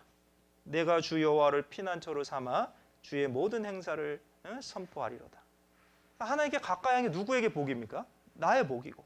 그래서 그 사람이 더 주의 행사를 선포하게 되고, 그리고 또 어째요? 또 구원받은 사람들이 더 많이 생긴다면 어째요? 많은 사람을 옳은 대로 인도하는 자는 하늘의 별과 같이 영원토록 빛이다. 다니엘서에 있는 대로. 또 상급이 더 많아질 거고. 그래서 어찌 됐든지 자기에게 복입니다. 그래서 그 평안을 빈 그 사람에게 다시 평안이 돌아온다고 말씀하시는 겁니다. 그리고 마태복음 10장 다시 돌아오겠습니다. 10장 14절 15절입니다. 마태복음 10장 14절 15절 같이 읽겠습니다. 누구든지 너희를 영접도 아니하고 너희 말을 듣지도 아니하거든 그 집이나 성에서 나가 너희 발에 먼지를 떨어버리라. 내가 진실로 너에게 이르노니 심판날에 소돔과 고모라 땅이 그 성보다 견디기 쉬우니라. 이 내용은 이제 그 영접하지 않는 마을이나 사람이 받을 심판에 대한 거죠. 그래서 발에 먼지를 떤다는 건 뭐냐? 경건한 유대인들이 이제 여행을 하고 돌아올 때요, 이교도 지역을 이제 통과했다면 이제 거기 본국에 돌아오기 전에 흙을 묻혀 돌아오지 않도록 그 발에 먼지를 떤다는 거예요. 근데 이 내용은 뭐냐? 지금 복음으로 인한 평안을 받아들이지 않은 유대인들은 마치 이방인과 같이 취급받는다는 겁니다. 그래서 이런 거죠. 우리는 사실은 그 전할 말씀을 전했다. 너희들이 받을 심판과 우리는 관계가 없다. 왜? 받아들이지 않았기 때문에. 우리는 할 책임을 다 했다. 뭐 이런 의미입니다. 그래서 사도행전 13장 50절에도 거기 이제 비스디아 안디옥에서 전도할 때요, 그 유대인들이 경건한 귀부인과 성내 유력자를 선동했잖아요. 그래서 바울과 바나바를 핍박하게 해서 쫓아낸 겁니다. 그랬을 때 두 사람이 저희를 향하여 발에 티끌을 떨어버리고 이고니온으로 향했어요. 그러니까 이제 이런 유대인의 문화적인 관습을 안다면 이해가 될 겁니다. 그리고 사도행전 18장 한번 볼까요? 18장 5절입니다. 사도행전 18장 5절. 사도행전 18장 5절. 같이 5절 6절 같이 읽겠습니다. 실라와 디모데가 마게도냐로서 내려오매 바울이 하나님의 말씀에 붙잡혀 유대인들에게 예수는 그리스도라 밝히 증거하니 저희가 대적하여 회방하거늘 바울이 옷을 떨어 가로되 너희 피가 너희 머리로 돌아갈 것이요 나는 깨끗하니라. 이후에는 이방인에게 가리라. 그래서 이제 이 고린도에서 전도할 때 어째요? 또 회방하는 겁니다. 그래서 6절에 바울이 옷을 떨어 가로되, 이게 먼지 떠는 거죠 지금. 그래서 너희 피가 너희 머리로 돌아갈 것이요 나는 깨끗하니라. 이후에는 이방인에게 가리라. 그래서 유대인들이 어째요? 영생 얻기에 합당치 않은 자로 자처했기 때문에 이방인에게 복음을 전하게 됐잖아요. 자처했다는 게 뭡니까? 그들이 선택한 겁니다. 받아들이지 않기로 선택한 거예요. 그래서 이제 여기 말 가운데 바울이 나는 깨끗하니라. 그건 무슨 얘기입니까? 나는 내가 해야 될 책임을 다했다는 거예요. 근데 이제 우리가 얻어야 될 교훈은, 이거 오해하면 안 돼요. 뭐 나도 제대로 전하진 않고 먼지만 떨면 안 되고 우리가 오늘날에 그렇게 하라는 뜻이 아니고 어떤 교훈을 얻어야 되는 거죠. 그럼 나는 전할 책임을 다 했느냐? 먼지 떨기 전에 그거부터 생각해 봐야죠. 나는 깨끗하니라 이 말씀처럼 정말 우리는 전할 책임을 다 했는가? 그리고 받아들이지 않는다고 복음 전파를 멈출 것이 아닙니다. 이게 뭐냐면 이제 어때요? 다른 마을로 가잖아요. 합당한 자를 또 찾아가는 겁니다. 마치 바울 사도도 유대인들이 영생 얻기에 합당치 않은 자로 자처하니까 이방인에게 갔잖아요. 이방인은 무슨 이 더러운 거나 속된 것으로 여기지 않았습니다. 처음에 사실은 베드로 사도도 이방인들을 속되다고 여겼기 때문에 하나님이 그 네 보자기 환상 가운데 하나님이 거룩하게 한 것을 속되다 하지 말라 하면서 이제 마음이 바뀌잖아요. 사실은 처음부터 하나님은 이방인 유대인들을 나눠서 유대인은 거룩하고 이방인은 속되다 그렇게 생각하신 게 아닙니다. 그러니까 유대인들이 잘못된 어떤 관습이죠 그것이. 근데 그래서 바울 사도는 이방인들에게 복음을 전하는 것을 꺼려하지 않은 거죠. 그래서 제가 이런 그 교회사의 복음 전하는 역사를 보면서 무엇을 생각하게 됐냐면, 이거 마치 물이 흐르는 것 같은 겁니다. 여러분 시냇물이 내려오는데 내려오다 돌을 만났다고 멈췄습니까? 돌을 만나면 또 흘러가야 돼요. 막히지 않은 곳으로. 막힌 곳에 돌을 만났으면 어째요? 그게 물의 원리잖아요. 물을 가만히 보십시오. 다시 좀 더 부드러운 곳으로 연한 곳으로 흘러가서 냇물을 이루고 그리고 강으로 흘러가잖아요. 마찬가지입니다. 우리가 복음을 전하는 과정에 좀 더 딱딱한 사람도 있고 좀 더 부드러운 사람들도 있을 텐데 강팍한 사람을 만났다고 거기서 포기하는 게 아니죠. 또 하나님이 열어주시는 대로. 예? 그래서 그런 교훈도 우리가 이제 얻을 수 있는 겁니다. 예? 그리고 이제 복음의 기회를 많이 받은 사람일수록 심판이 더 크다는 걸 알아야 됩니다. 그래서 지금 방금 읽은 말씀에 그 마태복음 10장 그 15절에 내가 진실로 너에게 이르노니 심판날에 소돔과 고모라 땅이 그 성보다 견디기 쉬우니라. 그러니까 여기 뭐 심판날에 견디기 쉬운 데도 있고 견디기 어려운 데도 있고 이런 거잖아요. 그러니까 심판도 경중이 있는 거예요. 상급도 경중이 있는 것처럼 지옥의 심판도 경중이 있는데 이 말씀을 통해서 알 수 있는 것은 복음의 기회를 많이 받을수록 배척한 사람은 심판이 더 크다는 거예요. 그래서 그 앞이 아니 뒤죠. 마태복음 11장 한번 볼까요? 11장 한 장 넘겨보시면 마태복음 11장 20절로 22절에 이런 내용이 있죠. 마태복음 11장 20절로 22절입니다. 마치겠습니다. 예수께서 권능을 가장 많이 베푸신 고울들이 회개치 아니하므로 그때 책망하시되 화가 있을진저 고라시나 화가 있을진저 벳사다야 너희에게 행한 모든 권능을 도로와 시돈에서 행하였다면 저희가 벌써 베옷을 입고 제에 앉아 회개하였으리라. 내가 너희에게 이르노니 심판날에 도로와 시돈이 너희보다 견디기 쉬우니라. 그래요. 이게 뭐냐면 이제 예수님이 그 갈릴리 호수 주변에 그 가버나움을 중심으로 해서 사역을 하셨죠. 초기에.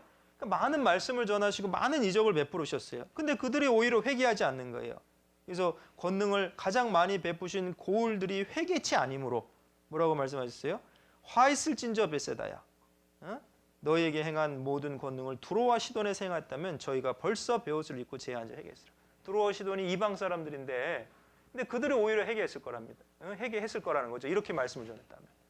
그래서 심판날에 두로와 시돈이 너희보다 견디기 쉽다. 그래서 아무튼 지금 읽은 이 마태복음 10장 14절 15절은요. 합당하지 않은 사람들, 그 복음을 거절한 사람들이 받을 심판에 대한 내용이고요. 그 다음에 이제 16절부터 이제 우리가 이제 두 번째 파트가 시작이 되는데 39절까지가 사도들의 전도 사역에 있을 핍박과 고난을 예고하신 겁니다. 그래서 우선은 우리가 이것을 생각할 때 우선은 이걸 아셔야 돼요. 예수님이 사실은 먼저 핍박받았어요. 내가 세상에 속하지 않은 같이 너희도 세상에 속하지 않았다. 너희가 세상에 속하였다면 세상이 너희를 사랑하였을 거다. 근데 세상에 속하지 않은 영고로 세상이 너희를 미워하리. 그러니까 사실은 그것을 이상하게 여기면 안 됩니다. 그래서 이제 쭉 읽어보시다 보면 그 종이 상전보다 높지 못하고 제자가 선생보다 높지 않다는 말씀 있잖아요. 24절에. 근데 그 내용이 뭐냐? 스승이 핍박받은 세상에서 제자가 핍박 안 받으려고 그러면 말이 안 된다는 거죠. 이치도 맞지 않는다는 겁니다. 그래서 예수님이 핍박받은 세상이잖아요.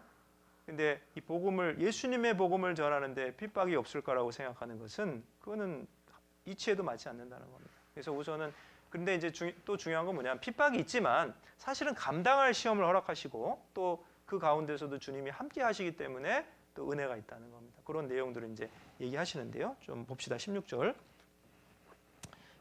마태복음 10장 16절입니다. 같이 읽겠습니다. 보라 내가 너희를 보냄이 양을 이리 가운데 보낸가 같도다. 그러므로 너희는 뱀같이 지혜롭고 비둘기같이 숨겨라. 그래 이제 이 부분이 어떻게 보면 요 패시지에서 이제 중심적이라고 할 수 있습니다. 지금 제자들이 복음을 가지고 세상에 가는데 그 상황이 어때요? 양을 이리 가운데 보낸가 같은 거예요. 그럼 양과 이리를 생각해 보십시오. 이리는 양을 잡아먹으려고 그러잖아요. 그래서 그 마태복음 7장 15절에도 거짓 선지자들을 어떻게 표현하고 있습니까? 거짓 선지자를 삼가라. 양의 옷을 입고 나오나 속에는 노략하는 일이라 그랬죠. 노략한다는 게 뭐 레비뉴스니까 이게 잡아먹으려 하는 거거든요. 그러니까 이제 뭘 아셔야 되냐면 양이 있으면 이리가 있는 거예요. 그리고 복음의 역사 가운데 항상 복음을 대적하는 무리가 있었습니다. 예수님 공생의 당시에도 그랬고 예수님이 십자가를 지는 그 지구 구속을 완성하는 가운데서도 그 방해하는 세력들이 있었고 항상 그 하나님의 역사 가운데 방해 세력이 있고 그래서 예수님 자신도 이 사나운 짐승들에게 둘러싸였잖아요. 시편 잠깐 한번 볼까요? 시편 22편 12절 시편 22편 12절 13절 같이 읽겠습니다. 많은 황소가 나를 에워쌌으며 밧산의 힘센 소들이 나를 둘렀으며 내게 그 입을 벌림이 찢고 부르짖는 사자 같으니이다. 그다음에 16절도 보겠습니다. 16절로 18절 같이 읽겠습니다. 개들이 나를 에워쌌으며 악한 무리가 나를 둘러 내 수족을 찔렀나이다. 내가 내 모든 뼈를 셀 수 있나이다. 저희가 나를 주목하여 보고 내 겉옷을 나누며 속옷을 제비 뽑나이다. 우리 잘 아는 대로 이 시편 22편이 그 순환 받는 메시아에 대한 예언이죠. 22편 1절이 뭔지 아시죠? 엘리 엘리 라마 사박다니, 그겁니다. 나의 하나님 나의 하나님 어찌하여 나를 버리셨나이까. 너무나 놀라운 거, 이것이 사실은 다윗에 의해 기록된 시편인데 예수님 십자가 사건 1000년 전이죠. 1000년 전. 근데 그 1000년 전에 이렇게 그리스도의 순환에 대해서도 자세히 예언되어 있고, 근데 이제 우리가 받으려고 하는 교훈은 뭐냐? 예수님 자신도 사나운 짐승들에게 둘러싸인 거. 이 사나운 짐승들이 뭡니까? 이 개가 단순히 개요? 개가 망치 들고 사람 못 박습니까? 아니죠. 내 수족을 찔렀는데 개들이. 아니죠. 그거는 하나님을 대적하는 세력입니다. 사람들입니다. 그래서 마찬가지입니다. 그 예수님께서 내가 너희를 보내면 양을 이리 가운데 보낸다 하셨을 때 사실은 마치 아버지가 아이를 바라보는 그 측은함이 있는 겁니다.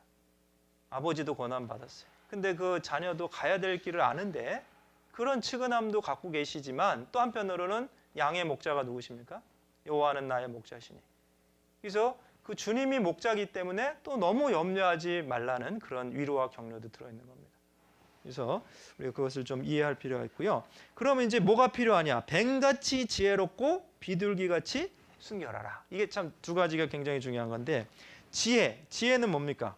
뱀은 이제 사실은 아담과 하와를 유혹해서 어째요? 그 범죄케 했잖아요. 근데 우리가 필요한 지혜는 뭐예요? 사람들을 인도해서 진리에 대해 관심을 갖게 하고 영생을 얻게 만드는. 어떻게 보면 글쎄 유혹이란 표현을 쓰면 그렇지만 마음을 사는 건 비슷한데 목적이 다르잖아요. 그렇죠? 그래서 그런 지혜를 얘기하는 겁니다. 사실은 그래서 사단이요, 계획이 있고 아주 치밀합니다. 사실은 고린도서 2장 11절에 보면 우리로 사단에게 속지 않게 하람이라. 우리가 그 괴계를 알지 못하는 바가 아니다. 사단은 괴계가 있어요. 괴계가 뭡니까? 그 devices 아니면 뭐 schem이 이제 뭐 plan 이런 뜻입니다. schemes. 근데 계획이 있다는 거예요. 근데 우리가 여기서도 한 가지 좀 교훈을 얻어야 됩니다. 지혜에 관해서. 아무 생각이 없이 전도한다. 그 지혜롭지 않은 거죠. 우리도 계획이 있어야 됩니다. 뭐 전도 시나리오라든지 아니면 그 전도 대상자에 대해서 잘 알아야 돼요. 사실은요. 무엇을 좋아하고 어떤 부분에 더 관심이 있고 마음을 사는데 좋은 것은 무엇이고. 근데 그런 뭐 계획도 없고 기도도 안 하고 그러면 사실은 지금 그 뱀같이 지혜로운 게 아니라니까요. 그래서 더 어려운 시대일수록 이 두 가지는 더 필요한 겁니다. 뭐요? 지혜와 순결함. 이 순결이라는 표현이 뭐냐면 원어로 아켈라이오이라 그래서 아는 부정 접두어고 켈라이오는 혼잡하다. 그러니까 혼잡하지 않은 겁니다. 그래서 순결하다는 거는 그 부패한 것, 더러운 것과 혼합되지 않은 거죠. 그러면 이 진리의 순수성을 얘기하는 거예요. 그리고 우리는 다른 교훈, 다른 복음 이런 것과 조금이라도 타협할 수 없습니다. 그랬다가는 복음이 힘을 잃는 거예요, 사실은요. 고린도후서 한번 잠깐 볼까요? 고린도후서 11장 4절. 예. 고린도후서 11장 4절입니다.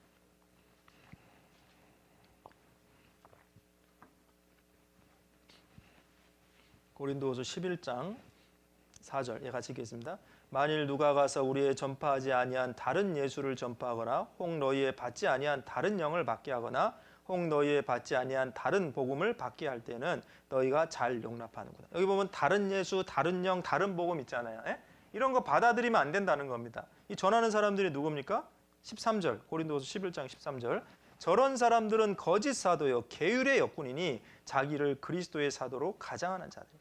거짓 사도예요. 가짜 사도입니다. 계율의 역군. 계율이 뭐 속이는 거죠. 결국 사단도 자기를 광명의 천사로 가장했잖아요. 그러니까 사단의 일꾼입니다. 사단의 일꾼. 근데 왜 속는지 아세요? 조금 다른 거예요. 조금 겉으로 볼 때 아주 유사합니다. 다이아몬드 있잖아요. 가짜 다이아몬드. 사람들은 왜 비싼 돈을 주고 가짜 다이아몬드를 살까요? 아주 유사하니까. 오늘날에도요 그럴 수 있습니다. 온전한 복음이 아니에요. 그것으로 구원을 얻을 수 있는 말씀이 아닙니다. 근데 비슷해요. 그거는 순전한 그 말씀이 아니죠. 그래서 이 마지막 시대가 될수록, 더 악한 시대가 될수록 우리는 이 성경적인 교리에 대해서 더 올바로 서 있어야 됩니다. 말씀에 더 깨어 있어야 되고, 모든 해답은 성경에 있어요. 성경을 잘 읽어보면 답이 다 있습니다, 사실은. 그래서 여러분 한번 그 말씀만 해도 그렇잖아요. 에베소 2장 8절로 9절만 잘 묵상해봐도 구원을 어떻게 받는지 아주 분명해요. 뭐 예를 들어 어떤 전도자가 그 정도 한다고 구원받을 줄 알아요. 뭐 뭐도 더 열심히 하고 뭐 더 열심히 하고, 그게 성경적인 설교가 될 수 없잖아요. 왜? 행위에서 난 것이 아니니 돼 있잖아요. 그러니까 그래서 우리가 어떤 내용을 들어보면 이제 구원받고 나면 그 혀가 맛을 분별하는 것이 귀가 말씀 분별하게 되잖아요. 그럼 아닌 것은 아닌 거예요. 조금 비슷하다고 같은 게 아닙니다. 그렇죠? 그래서 마지막 시대가 될수록 더 진리에 관해서는요, 우리가 순결해야 되는 겁니다. 그래서 뱀같이 지혜롭고 비둘기같이 순결하라. 그래서 말씀도요, 베드로전서 2장 2절에 보면 어떤 말씀을 사모하라요? 갓난 아이들 같이 순전하고 신령한 말씀. 순전해야 된다니까요. pure, spiritual, pure word of God. 그래서 그 순전한 말씀을 사모해야 되는 겁니다. 그리고 이제 또 이제 교훈 몇 가지 있는데요. 좀 요약을 해야겠네. 시간이 많이 지나서 마태복음 10장 17절이죠. 사람들을 상가라. 저희가 너희를 공회에 넘겨주고 저희 회당에 채찍질하리라. 이제 사람을 조심해야 돼. 사람을요. 그래서 이게 무슨 얘기냐면 이제 넘겨주는 사람들, 여러 가지 이유가 있겠죠. 뭐 정치적인 이유도 있고 이제 회방하고 핍박하는 사람들인데, 그래서 아까도 마태복음 7장 15절에 봤지만 거짓 선지자를 삼가라. 그죠? 그래서 뭐 말 잘한다고 혹하면 안 됩니다. 이게 정말 성경에 맞는 말인지 안 맞는 말인지를 구분해야겠죠. 그리고 고린도서 15장 33절에 보면 속지 말라. 악한 동무들은 선한 행실을 더럽히는. 친구도 잘 사귀어야 됩니다. 친구. 그래서 아무튼 정말 이게 그래. 친구 따라 강남방 간다는 말도 있지만 친구 따라 신앙이 망치는 경우도 있어요. 그 친구가 신앙적으로 올바르지 않으면 또 구원받지 않은 친구들도 그렇고, 그렇죠? 그래서 사람을 잘 삼가해야 됩니다. 그래서 고린도후서 6장 14절에도 믿지 않는 자와 멍해를 같이 하지 말라. 의와 불법이 어찌 함께하며 빛과 어둠이 어찌 사귀며. 사실은 이런 거예요. 제가 구원받지 않은 친구를 미워하라 그런 게 아니잖아요. 그 영혼을 사랑해서 전도하려고 해야지. 같이 교제가 되면 안 돼. 교제가 될 수도 없지만 빛과 어둠이 어찌 사귀며. 사귀는 게 펠로우십인데, 그럼 불가능한 일에 도전하시는 겁니다. 지금 구원받지 않은 친구와 그 구원받은 그리스도인이 영적 사귐을 갖는다. 그건 미션 임퍼시블이라니까요. 불가능에 도전하시는 거라니까. 말씀 그대로 우리가 말씀을 순종하지 않고 신앙적으로 잘 될 수는 없습니다. 그렇죠? 그래서 이 삼가해야 될 내용들도 말씀해주고 계시죠. 그리고 그 다음에 핍박과 고난 가운데서도 복음이 증거될 수 있다. 그것이 18절의 교훈 중에 하나인데요. 마태복음 10장 18절입니다. 또 너희가 나를 인하여 총독들과 임금들 앞에 끌려가리니 이는 저희와 이방인들에게 증거가 되게 하려 하심이라. 그래요. 이제 사실 복음을 인하여 뭐 이렇게 핍박받는 경우가 있어요. 끌려갑니다. 근데 이는 저희와 이방인들에게 증거가 되게 하려 하심이라. 그래서 실제로 그런 경우들이 있었잖아요. 바울 사도도 사도행전 26장에 보면 아그리빠와 베스도 앞에서 그 복음을 전하게 되잖아요. 그죠? 근데 문제 안 받아들여서 문제가 됐죠. 그래서 이제 뭐라 그럽니까? 그 베스도가 거의 네가 나를 설득할 뻔했다 그러면서. 근데 이제 어쨌거나 이제 이 복음이 어려운 가운데서도 전도가 진보가 되는 경우가 생길 수 있다는 거예요. 그래서 너무 염려하지 말라는 겁니다. 그래서 빌립보서 1장 12절에 보면 형제들아 나의 당한 일이 오히려 복음의 진보가 된 줄 너희가 알기로 한다. 그때 이제 그게 이제 감옥에 갇히셨을 때잖아요. 옥중서신인데요. 이게 무슨 얘기냐? 그 시위대 그 병사들이 지키게 된 거예요. 왕의 그 중요한 죄수를 그 관리하는 그 병사들. 그러면서 누구한테까지 전도가 됐냐? 가이사 집사람, 황제의 측근에게까지 전도가 됩니다. 그래서 빌립보 4장 22절에 보면 모든 성도들이 너에게 문안하되 특별히 가이사 집사람 몇이다. 그게 무슨 얘기예요? 가이사, 케사르, 황제 측근 중에 몇 사람이 또 복음을 듣게 된 거죠. 교회 일원이 된 겁니다. 결국은 복음의 진보가 된 거죠. 그 감옥에서, 고난 가운데서. 그래서 그런 교훈도 있을 수 있어요. 그래서 우리가 사실은 겉으로 볼 땐 상당히 어려운 상황이고 고난인데 오히려 그것이 복음의 진보가 되는 경우가 있어요. 그렇기 때문에 용기를 가지고 꾸준히 나아가라는 겁니다. 그죠? 그리고 또 고난 중에 성령의 도우심이 있죠. 19절 같이 읽겠습니다. 너희를 넘겨줄 때 어떻게 또는 무엇을 말할 까 염려치 말라. 그때 무슨 말할 것을 주시리니. 이 병행 구절이 누가복음 12장 12절인데요. 마땅히 할 말을 성령이 곧 그때 너에게 가르치시라. 그러니까 성령의 도우심이 있다는 거죠. 그래서 염려하지 말라는 말씀 자꾸 하시는 거예요. 그래서 이제 사실은 왜 염려하지 말라 그러냐면 복음으로 인한 고난이라면 하나님이 감당할 시험만 허락하시는 거예요. 그래서 그 고린도전서 10장 13절에 보면 오직 하나님은 미쁘사 너희가 감당치 못할 시험을 허락지 아니하신다. 그죠? 그래서 어떤 분은 그래요. 야, 내가 이러다 순교당하는 거 아니냐. 순교는 아무나 당하는 줄 아십니까? 순교당할 믿음이 있어야 순교를 허락하시죠. 그래서 여러 가지 염려 때문에 사실은 복음 전하는 게 주저가 되기도 하고 앞으로 못 나가는 경우가 많잖아요. 그래서 아까 두 가지 우리 그 복음 전도의 장애물, 사실 본문에 많은 내용들이 있는데 하나는 그 결과를 미리 생각하는 거예요. 평안을 빌었는데 안 받아들이면 어떡하지? 그러면 나한테 돌아온다니까요. 이제 그걸 생각하면은 좀 장애물이 없어지죠. 이것도 마찬가지입니다. 너무 많은 걸 염려하는 거예요. 어떤 그 앙케이트 조사에 나왔잖아요. 사실은 염려의 10가지 중에 9가지는 실제 일어나지도 않는 거고, 또 나머지는 뭐예요? 염려한다고 해도 안 바뀌는 일들이라고 그러잖아요. 그러니까 그 염려라는 것들이 이제 더군다나 믿음을 가진 사람들에게는 오히려 이렇게 장애가 되는 경우가 많은 거죠. 그래서 말씀하시는 겁니다. 그래서 성령의 도우심이 있는 거고요. 그 다음에 이제 마태복음 10장 24절로 25절 이하는 아까 이게 말씀드렸지만 제자가 선생보다 높지 못하고 종이 상전보다 높지 못하다. 그 얘기는 뭡니까? 주님이 핍박받았기 때문에 복음을 인해서 제자들도 핍박받을 수 있다. 그것은 우리가 생각하고 마음에 각오하고 있어야 된다. 그런 얘기를 하시는 겁니다. 한번 봅시다. 24절 마태복음 10장 24, 25 같이 읽겠습니다. 제자가 그 선생보다 또는 종이 그 상전보다 높지 못하나니 제자가 그 선생 같고 종이 그 상전 같으면 조카도다. 집주인을 바알세불이라 하였거든 하물며 그 집사람들이. 이게 무슨 얘기입니까? 집주인을 바알세불. 집주인이 이제 예수님 얘기하는 거예요. 우리가 집사람들이라고 하면 제자들이. 바알세불은 이제 귀신의 왕이잖아요. 그러면 그 예수님을 그렇게 모독하고 비난했는데 그럼 집사람들인 제자들은 그럼 모독 안 받겠느냐 이런 뜻이죠. 그래서 이 논리나 이치적으로도 복음으로 인한 어떤 그 고난은 필연적이다 이런 얘기를 하는 겁니다. 그래서 주님의 제자의 필연적인 고난이 있는데 주님이 핍박받은 세상에서 주님의 종인 우리에게 복음을 전하는데 핍박이 없다면 오히려 이상한 거죠. 그렇죠? 그래서 사실은 그 디모데후서 3장 12절에도 무릇 그리스도 예수 안에서 경건하게 살고자 하는 자는 핍박이 있대요, 없대요? 있다고 하시잖아요. 그러나 그 핍박이나 고난을 통해서 복음이 더 전해집니다. 여러분, 기독교 역사가 무엇입니까? 기독교의 역사는 고난의 역사인데 고난을 통해 진보된 역사예요. 그래서 마찬가지입니다. 우리가 어떤 시대를 만나든지 복음을 전하는 데는 고난이 있어요. 그러나 너무 염려하지 말 것은 감당할 시험만 우리에게 허락하게 해주시고 또 그 가운데 주님이 함께 하시고 양이 이리 가운데 보내졌지만 그 양의 목자 되신 주님이 우리와 함께 하시기 때문에. 그죠? 그리고 그 다음에 이제 26절입니다. 26절로 이제 28절까지는요. 그 하나님만을 두려워하는 전도자의 자세가 필요하다 이겁니다. 26절로 28절 같이 읽겠습니다. 그런즉 저희를 두려워하지 말라. 감춘 것이 드러나지 않을 것이 없고 숨은 것이 알려지지 않을 것이 없느니라.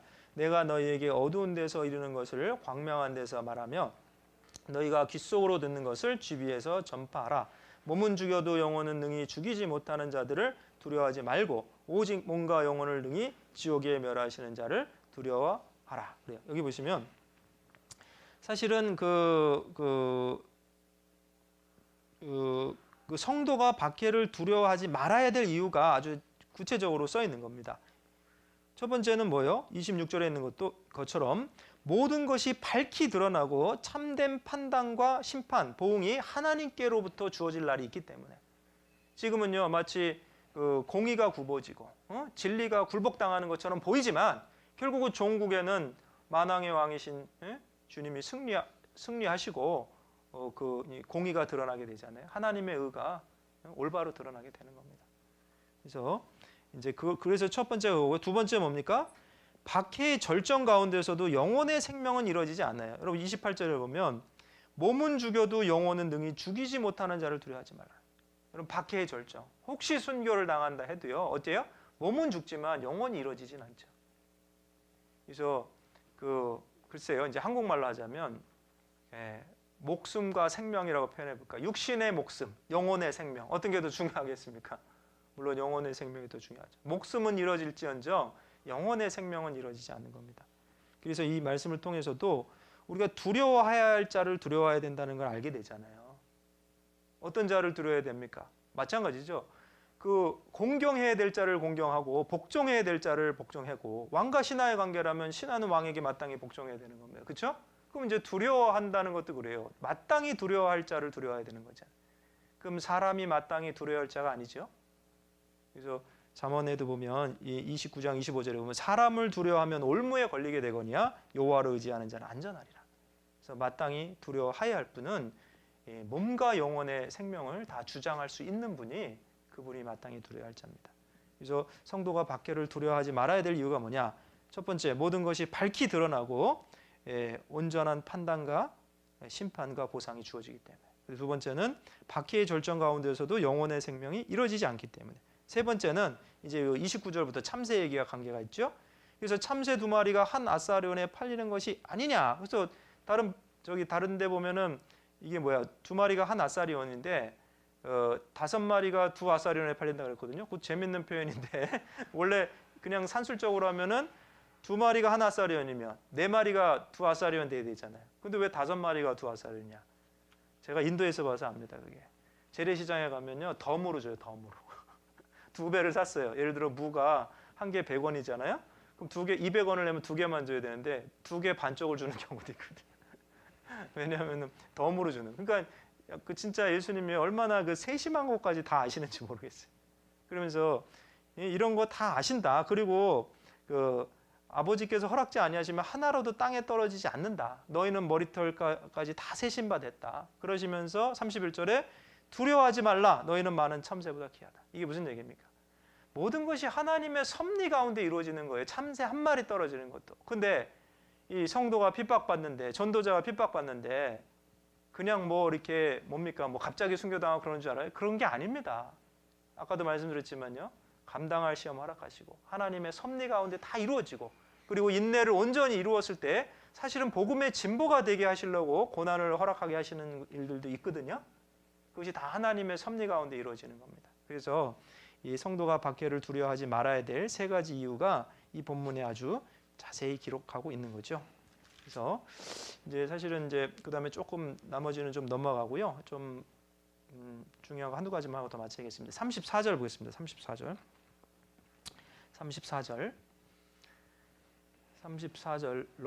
39절까지입니다. 네, 같이 읽겠습니다. 내가 세상에 화평을 주러 온 줄로 생각하지 말라. 화평이 아니여 검을 주러 왔노라. 내가 온 곳은 사람이 그 아비야 딸이 어미야 며느리가 시어머니야 불화하게 하려 함이니 사람의 원수가 자기 집안 식구니라. 아비나 어미를 나보다 더 사랑하는 자는 내게 합당치 아니하고 아들이나 딸을 나보다 더 사랑하는 자도 내게 합당치 아니하고 또 자기 십자가를 지고 나를 좇지 않는 자도 내게 합당치 아니하니라. 자기 목숨을 얻는 자는 잃을 것이요 나를 위하여 자기 목숨을 잃는 자는 얻으리라. 그래서 이제 이 내용은요. 사실은 제가 볼 때 이 마태복음 10장은요. 키워드 중에 하나가 합당하다예요. 합당하다. 그래서 합당하다는 악시오스라고 그랬죠. 저울에 달려서 균형이 맞다. 그러면 여기 이 내용도 지금 방금 읽은 패시지도요. 핵심적인 건 뭐냐? 제자의 삶에 합당한 자세입니다. 그럼 제자가 누구의 제자냐? 예수님의 제자. 예수님 누구냐? 만왕의 왕. 그다음에 만유의 주예요.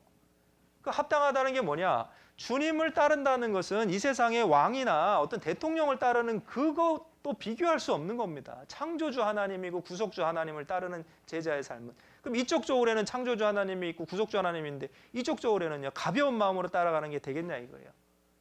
그래서 결국 이 본문은요. 제자의 합당한 삶, 자기 십자가를 지는 삶 그 부분인데 이제 그것 전에 이 화평과 검에 대해서 좀 생각해 보십시다. 34절. 이게 오해가 되기 때문에 제가 좀 설명을 해야 되는데 이거 여러분 잘 아셔야 됩니다. 왜냐하면 이게 질문하는 사람 많아. 세상 친구들도. 그리고 엉뚱한 철학자들도 이 말씀에 걸려갖고 안 믿는 사람 많은데 잘 들어보셔야 돼요. 사실은 어째요? 예수님은 평강의 왕이시죠. 이사야 9장 6절에도 평강의 왕이라 그랬고 그다음에 스가랴 9장 9절 10절에 보면 그게 이제 메시아에 대한 예언인데 그 겸손하여 나귀를 타신다 그랬죠? 그리고 10절에 보면 그가 이방 사람에게 화평을 전할 것이라 그랬어요. 그럼 이게 지금 모순이 되는 말씀이냐? 아니에요. 잘 들어보세요. 근데 여기 본문의 화평은 뭐냐? 사람들이 기대하는 정치적이고 육신적인 평화, 외적 평화를 얘기하는 겁니다. 그래서 그걸 주로 오신 게 아니라는 거예요. 단순한 어떤 뭐 독립전쟁에서 식민지 지배 안 받는 평화, 그런 평화를 주로 오신 게 아니라는 거죠. 그리고 화평이 아니고 검을 주러 왔다. 그러면서 하신 말씀이 35절에 내가 온 곳은 사람이 그 아비야, 딸이 어미야, 며느리가 시어머니야 불화하게 하려면, 이 불화하게 한다는 게 뭐냐? 이거는 결국 이겁니다. 진리가 전해짐으로 나타나게 되는 결과에 대해서 불화한다는 게 일부러 불화를 만든다는 게 아니고요. 이 디카사이라 그래서 디카사이는 둘로 나누다. 둘로 나누다. 그러니까 이제 디비전이란 뜻이에요. 여러분 사실은 디비전은 결과입니다. 그럼 빛과 어둠이 있어요. 나누어지잖아요. 창세기 1장에도 그렇죠? 빛이 있으라 하면 어때요? 빛과 어둠이 나눠지고 그 다음에 육지와 바다가 나눠지고 그거는 피할 수 없는 결과입니다. 그래서 이 내용도 마찬가지인데 이게 왜 검이 되냐? 정말 내적인 평화, 죄 사함을 받고 하나님과 평화가 이루어진 사람은요, 안타깝게도 가족이라 할지라도 구원받지 않은 사람, 하나님과 화평이 이루어지지 않은 사람과는 분리가 되는 거예요. 영적으로는요. 이해가 되세요? 그래서 이것은 필연적인 결과라는 거예요. 그럼 어떤 게 가장 바람직한 방법입니까? 이미 하나님과 화평을 얻은 사람이 거꾸로 그 화평 얻지 못한 사람 쪽으로 가야 되겠어요? 그게 아니죠. 하나님과 화평을 얻지 못한 사람에게 복음을 전해서 그 사람들이 하나님과 진정한 내적인 평화를 얻을 수 있도록 도와주고 그래서 영적으로 하나가 되는 것이 하나님 앞엔 바른 결과인 겁니다. 그래서 그 일을 위해서는 이 제자의 자세가 이 37절 이하의 그 자세가 필요하다는 거예요. 그래서 자기 집안 식구가 원수라는 것도 이제 이 구약성에 보면 나오잖아요. 그 상황이 그렇게 벌어진다는 거죠. 그래서 이 말씀을 오해해 갖고는요. 무슨 복음 조금 전하다가 안 받아들인다고 막 원수 취급하고 그러면 안 됩니다. 그러면 특히 가족들인데 그러면 되겠어요. 정말 사랑함으로 나는 사랑하나 저희는 대적하니 나는 기도할 뿐이라. 정말 그 영혼을 사랑하고 더 기도하고요. 그 영혼을 어떻게든지 하나님과 화평하게 만들려고 해야죠. 근데 이런 말씀들을 잘못 이용해 갖고 예수님 뭐 화평을 주러 온 게 아니고 불화하게 오셨나? 이런 뜻이 아니라는 거죠. 이해는 되셨죠? 그래서 그리고 이제 37절 이하에 보면 그 제자가 합당하다는 게 뭐냐 이런 거죠. 37절. 아비나 어미를 나보다 더 사랑하는 자는 내게 합당치 아니하고 또 아들이나 딸을 나보다 더 사랑하는 자도 내게 합당치 아니하고. 자, 이게 이겁니다. 자, 아까도 제가 합당하단 말 얘기해 드렸지만 하나님은 최우선의 사랑을 요구할 자격이 있는 분이에요. 그래서 여기 더 사랑하다는 표현이 이게 이제 이것을 우리가 이제 유념해야 되는데 누가복음에 보면 미워하다는 표현이 있죠. 그게 미세오라고 그래서 그게 미워하다는 게 아니고 덜 사랑하다 이런 뜻이에요. 그럼 사실은요. 하나님과 비교돼서는 덜 사랑해야 될 대상이 있고 더 사랑해야 될 대상이 있죠. 물론 우리가 어째요? 가족들도 사랑하고 구원받지 않은 영혼도 사랑합니다. 그러니까 복음을 전하는 거죠. 대가를 바라지 않고. 근데 가장 사랑해야 될 분은 저울에 올려서 가장 사랑해야 될 가치가 있는 분은 하나님이신 거예요. 맞죠? 그래서 아비가 어미가 됐든 자식이 됐든 나보다 아니고 주님보다 더 사랑하는 것은 주님의 제자로 합당치 않다. 그 말씀하시는 거죠. 그래서 또 38절 이하에 자기 십자가를 지고 나를 좇지 않는 자도 내게 합당치 않다. 39절 자기 목숨을 얻는 자는 잃을 것이요 나를 위하여 자기 목숨을 잃는 자는 얻으리라. 그래서 사실 제자란 게 뭡니까? 선생님이 가신 길을 가는데 선생님도 우리를 구원하시기 위해서 십자가를 지셨는데 물론 우리 오해하지 마십시오. 우리가 뭐 주님이 지셨던 것 같은 똑같은 십자가를 지게 하시는 건 아닙니다. 그러나 각자 자기 십자가가 있죠. 복음을 전하기 위해서 자기 희생해야 될 것이 있고 육신의 껍데기를 벗어버려야 될 것이 있고 근데 그런 것이 싫다고 해서 마다하면 제자로서 합당하지 않다. 이런 말씀인 겁니다. 그래서 오늘 이제 마태복음 10장을 좀 이제 사실은 전도와 관련해서 조금 자세히 봤어요. 근데 제가 좀 시간이 아쉽습니다. 이제 좀 마칠 시간 됐는데 좀 정리를 해야 되겠을 것 같습니다. 근데 우선은 코로나 시대의 전도에 대해서 잠깐 좀 요약을 하면요. 이제 물론 이게 뭐 정답이라기보다는요.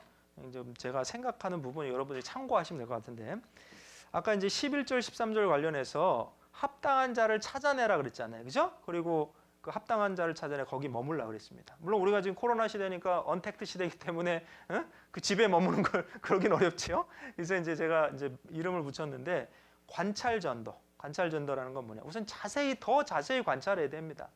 그래서 합당한 자를 찾아내려고 하고 또 그래서 그 합당한 자들에게 말씀을 전하고 또 머물라는 건 뭐야? 관심을 더 두라는 거죠. 관심을.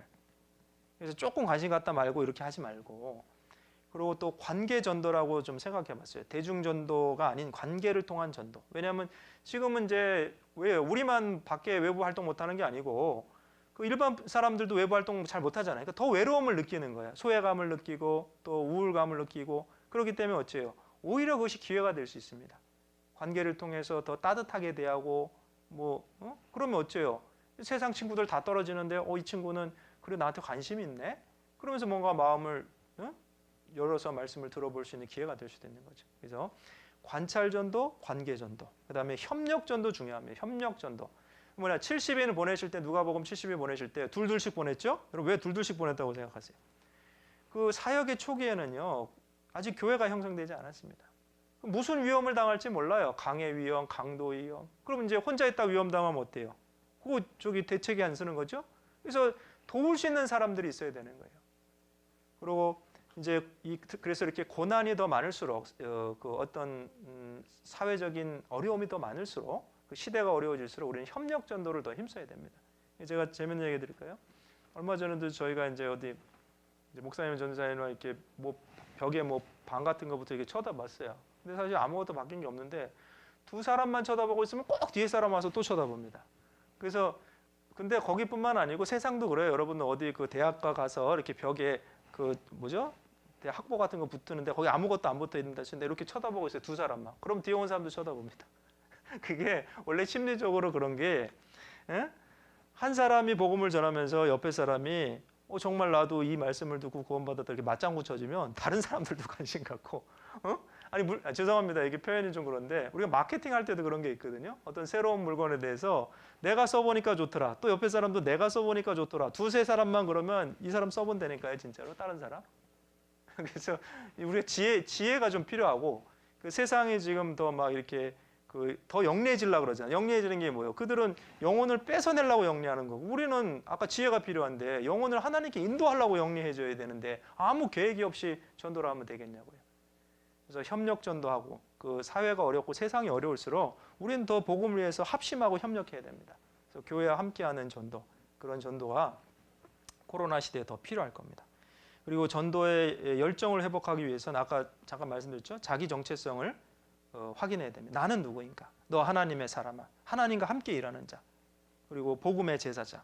그런 정체성을 다시 한번 확인하시고요. 또 중요한 건 뭐냐? 확실한 토대 위에 서야 됩니다. 그래서 그 로마서 5장에도 보면요. 그 5장 2절에 보면 그로 말미암아 우리가 믿음으로 서 있는 이 은혜란 말씀이 있어요. 꼭 확실한 토대 위에 서야 돼. 은혜의 토대, 진리의 토대. 그 반석 있잖아요. 그 토대가 견고해야 됩니다. 토대가 흔들리면 여러분 어때요? 바람 불면은요 쉽게 흔들립니다. 나무도 마찬가지죠. 뿌리가 단단해야지만 바람 불 때 안 흔들리는 거예요.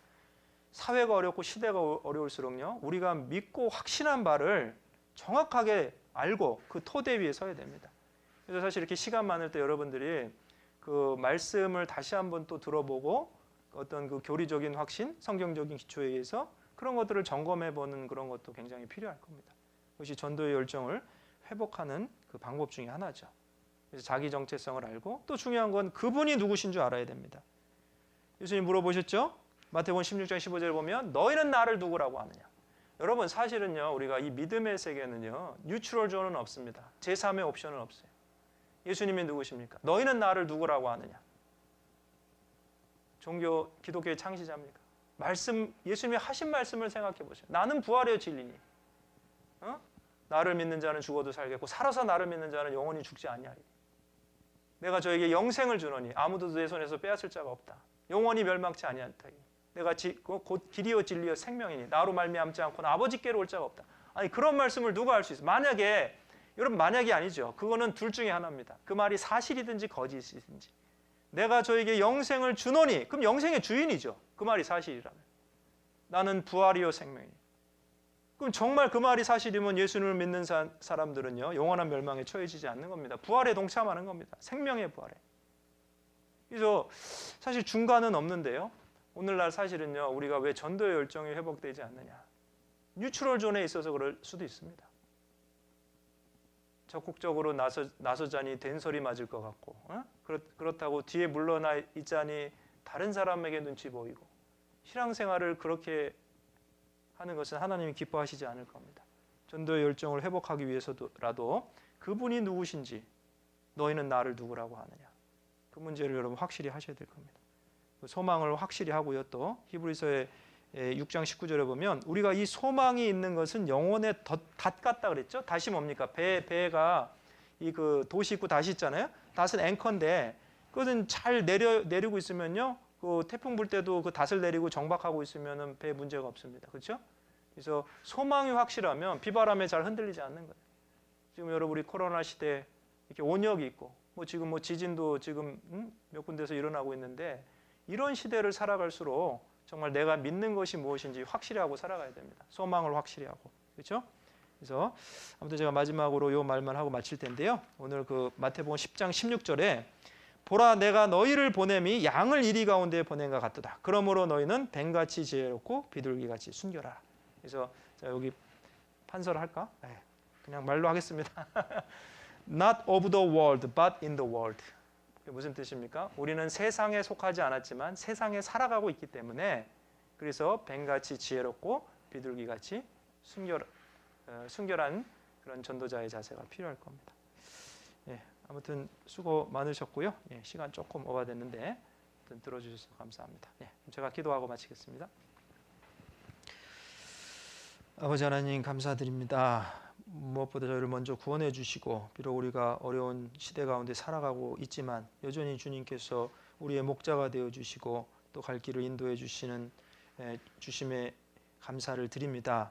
더욱이 무엇보다 우리가 얻은 이 복음, 알게 된 진리를 더 많은 사람들에게 옳게 전할 수 있도록 도와주시고, 주 성령께서 주님의 마음과 또 전도의 열정을 주셔서 더 많은 사람들을 주님께 인도할 수 있도록 도와주시옵소서. 아무쪼록 이 사무엘 학교를 통해서 전도자로서 또 주님의 복음을 전하는 도구로서 더 잘 준비될 수 있도록 주님이 도와주시옵소서. 모든 일정과 프로그램 가운데 함께해 주시기를 간절히 바라며 우리 주 예수님의 이름으로 감사하며 기도드렸습니다. 아멘. 수고하셨습니다.